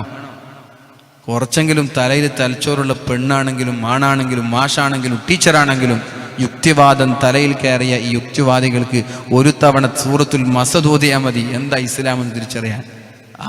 ആരെയായി ഇവർ പീഡിപ്പിക്കുന്നത്? ആരെ ഇവരെ വെല്ലുവിളിക്കുന്നത്? ഇവർ വിചാരിച്ചത് മണിക്കൂറിൽ ഇത്ര വ്യൂവേഴ്സ് ഉണ്ടായാൽ ഇവിടെ എല്ലാവരും യുക്തിവാദത്തിലേക്ക് പോകുന്ന. ഫേസ്ബുക്കിൽ ചില വീഡിയോകൾ ഇട്ടിട്ട് മണിക്കൂറിൽ 60K, 2 മണിക്കൂറിൽ 120K എന്നൊക്കെ പറഞ്ഞ് അഭിമാനം പറഞ്ഞ് ഇവരൊക്കെ വിചാരിച്ച് കേരളത്തിലെ മുസ്ലിങ്ങളൊക്കെ ഈ ഓലപ്പാമ്പ് കാണിച്ചാൽ പേടിക്കുന്ന. ഇത് കാണുന്നവർക്കൊക്കെ അവരോട് പുച്ഛം തോന്നാണെന്ന് മനസ്സിലാകുന്നില്ല. ഞാൻ കണ്ടിട്ടുണ്ട്, ഞാൻ യുക്തിവാദിയാണോ? നിങ്ങളും കണ്ടിട്ടുണ്ടോ? നിങ്ങളൊക്കെ യുക്തിവാദിയാണ്. ഈ വ്യൂവേഴ്സ് കാണുന്ന ആളുകൾക്കൊക്കെ അവരോടൊരു വെറുപ്പ് തോന്നാണെന്നുള്ള യാഥാർത്ഥ്യം പോലും മനസ്സിലാവാതെ കേരളം യുക്തിവാദത്തിലേക്ക് ജനങ്ങളൊക്കെ ചിന്തിച്ചു തുടങ്ങി എന്ന രീതിയിലാണ് ഫേസ്ബുക്കിലൊക്കെ പോസ്റ്റ് ചെയ്യുക. എന്തൊരു ഊളത്തരാണതൊക്കെ. അതുകൊണ്ട് അല്ലാഹുവിനെ ബുദ്ധിമുട്ടിക്കാൻ വിചാരിച്ചാൽ പൊന്നുമോളെ നീയാണ് ബുദ്ധിമുട്ടുന്നത്. ഇനി അള്ളാഹ് അങ്ങോട്ട് സഹായിക്കാന്ന് വിചാരിച്ചു, അള്ളൊന്ന് ഉഷാറാട്ടെ, എല്ലാവരും കൂടി നിസ്കരിക്കാനും ഖുർആൻ ഓതാനും. അള്ളാഹ്ക്ക് അതുകൊണ്ട് ഒരു ഉഷാറാവാനുമില്ല. നിങ്ങൾ നിസ്കരിച്ചുകൊണ്ട് നിങ്ങൾ ഖുർആൻ ഓതിയതുകൊണ്ട്. അതുകൊണ്ട് യാ ഇബാദി, എന്റെ അടിമകളെ, അള്ളാഹ് പറയാണ്, ആദം നബി അലൈഹിസ്സലാം മുതൽ ലോകാവസാനം വരെയുള്ള എല്ലാ ആളുകളും ഏറ്റവും നല്ല തഖ്വയുള്ള ആളുകളെ പോലെയായി മാറി. ലോകത്തൊരു തെമ്മാടിയില്ല, ലോകത്തൊരു അമുസ്ലിമില്ല, ലോകത്തൊരു സത്യനിഷേധിയില്ല, ലോകത്ത് കള്ളു കുടിക്കുന്നവനില്ല, വ്യഭിചരിക്കുന്നവനില്ല. A to Z സർവാളുകളും രാത്രി 3:30 മണിക്കെണീറ്റ് തഹജ്ജുദ് നിസ്കരിച്ച് സുബഹി നിസ്കാരത്തിന് ജമാഅത്തിന് പോയി സുബഹിക്ക് ശേഷം കിടന്നുറങ്ങാതെ ദുഹാ നിസ്കരിച്ച് ഖുർആൻ ഓതി ദുഹർ ബാങ്ക് കൊടുക്കുമ്പോൾ പള്ളിയിൽ പോയി തിരിച്ചു വന്നിട്ട് അസ്ർ ബാങ്കിനെ കാത്തിരുന്നിട്ട് മഗ്രിബ് ബാങ്കും ഇശാ ബാങ്കും പള്ളിയിലേക്ക് കൃത്യമായി പോയി പരിശുദ്ധമായ ഖുർആൻ നിരന്തരമായി പാരായണം ചെയ്ത് ജീവിതത്തിൽ ഒരു തെറ്റു ചെയ്യാതെ, ഹറാമ് ചെയ്യാതെ, വ്യഭിചരിക്കാതെ, കള്ളു കുടിക്കാതെ, കഞ്ചാവടിക്കാതെ, ഹജ്ജ് ചെയ്ത് നോമ്പ് നോക്കി ഉംറ ചെയ്ത് ജീവിച്ചാൽ അള്ളാഹുവിനതുകൊണ്ട് ഒരു നേട്ടവും സംഭവിക്കാനില്ല. ഇനി ലോകത്തുള്ള എല്ലാ ആളുകളും ഈ മതം വിട്ട പെണ്ണിനെ പോലെ തലയും തുറന്ന് ഏതെങ്കിലും സ്റ്റേജിന്റെ മുന്നിൽ കയറി ഇസ്ലാമിനെതിരെ കലിതുള്ള നിന്നാൽ, ഏതെങ്കിലും ചാനലിൽ പോയി ഖുർആനിനെയും പരിശുദ്ധ ഇസ്ലാമിനെയും അള്ളാന്റെ ഹബീബിനെയും ഇൻസൾട്ട് ചെയ്യാനും അധിക്ഷേപിക്കാനും പരിഹസിക്കാനും നിന്നാൽ അള്ളാഹുവിനോ അവന്റെ റസൂലിനോ അതുകൊണ്ടൊരു കോട്ടവും ഇവിടെ സംഭവിക്കാൻ പോകുന്നില്ല എന്ന് 1400 വർഷങ്ങൾക്ക് മുമ്പ് വളരെ വ്യക്തമായിട്ടാണ് അള്ളാഹുവിന്റെ ഹബീബ് പറഞ്ഞത്. ആ പറഞ്ഞതാരോടാ? വേദികളിൽ നിന്ന് വേദികളിലേക്ക് കയറി മതം വിട്ട പെണ്ണുങ്ങൾ, മതം വിട്ട സ്ത്രീകൾ ചാനലുകളിലും മൈക്കിലും വന്ന് ഇസ്ലാമിനെതിരെ തെറി പറയുമ്പോ, മുസൽമാനെതിരെ തെറി പറയുമ്പോ അള്ളാഹുവിനെയും അവന്റെ റസൂലിനെയും കരിവാരി തേക്കുമെന്ന് അറിയാഞ്ഞിട്ടല്ല, അറിഞ്ഞിട്ട് തന്നെയാണ് പറഞ്ഞത്.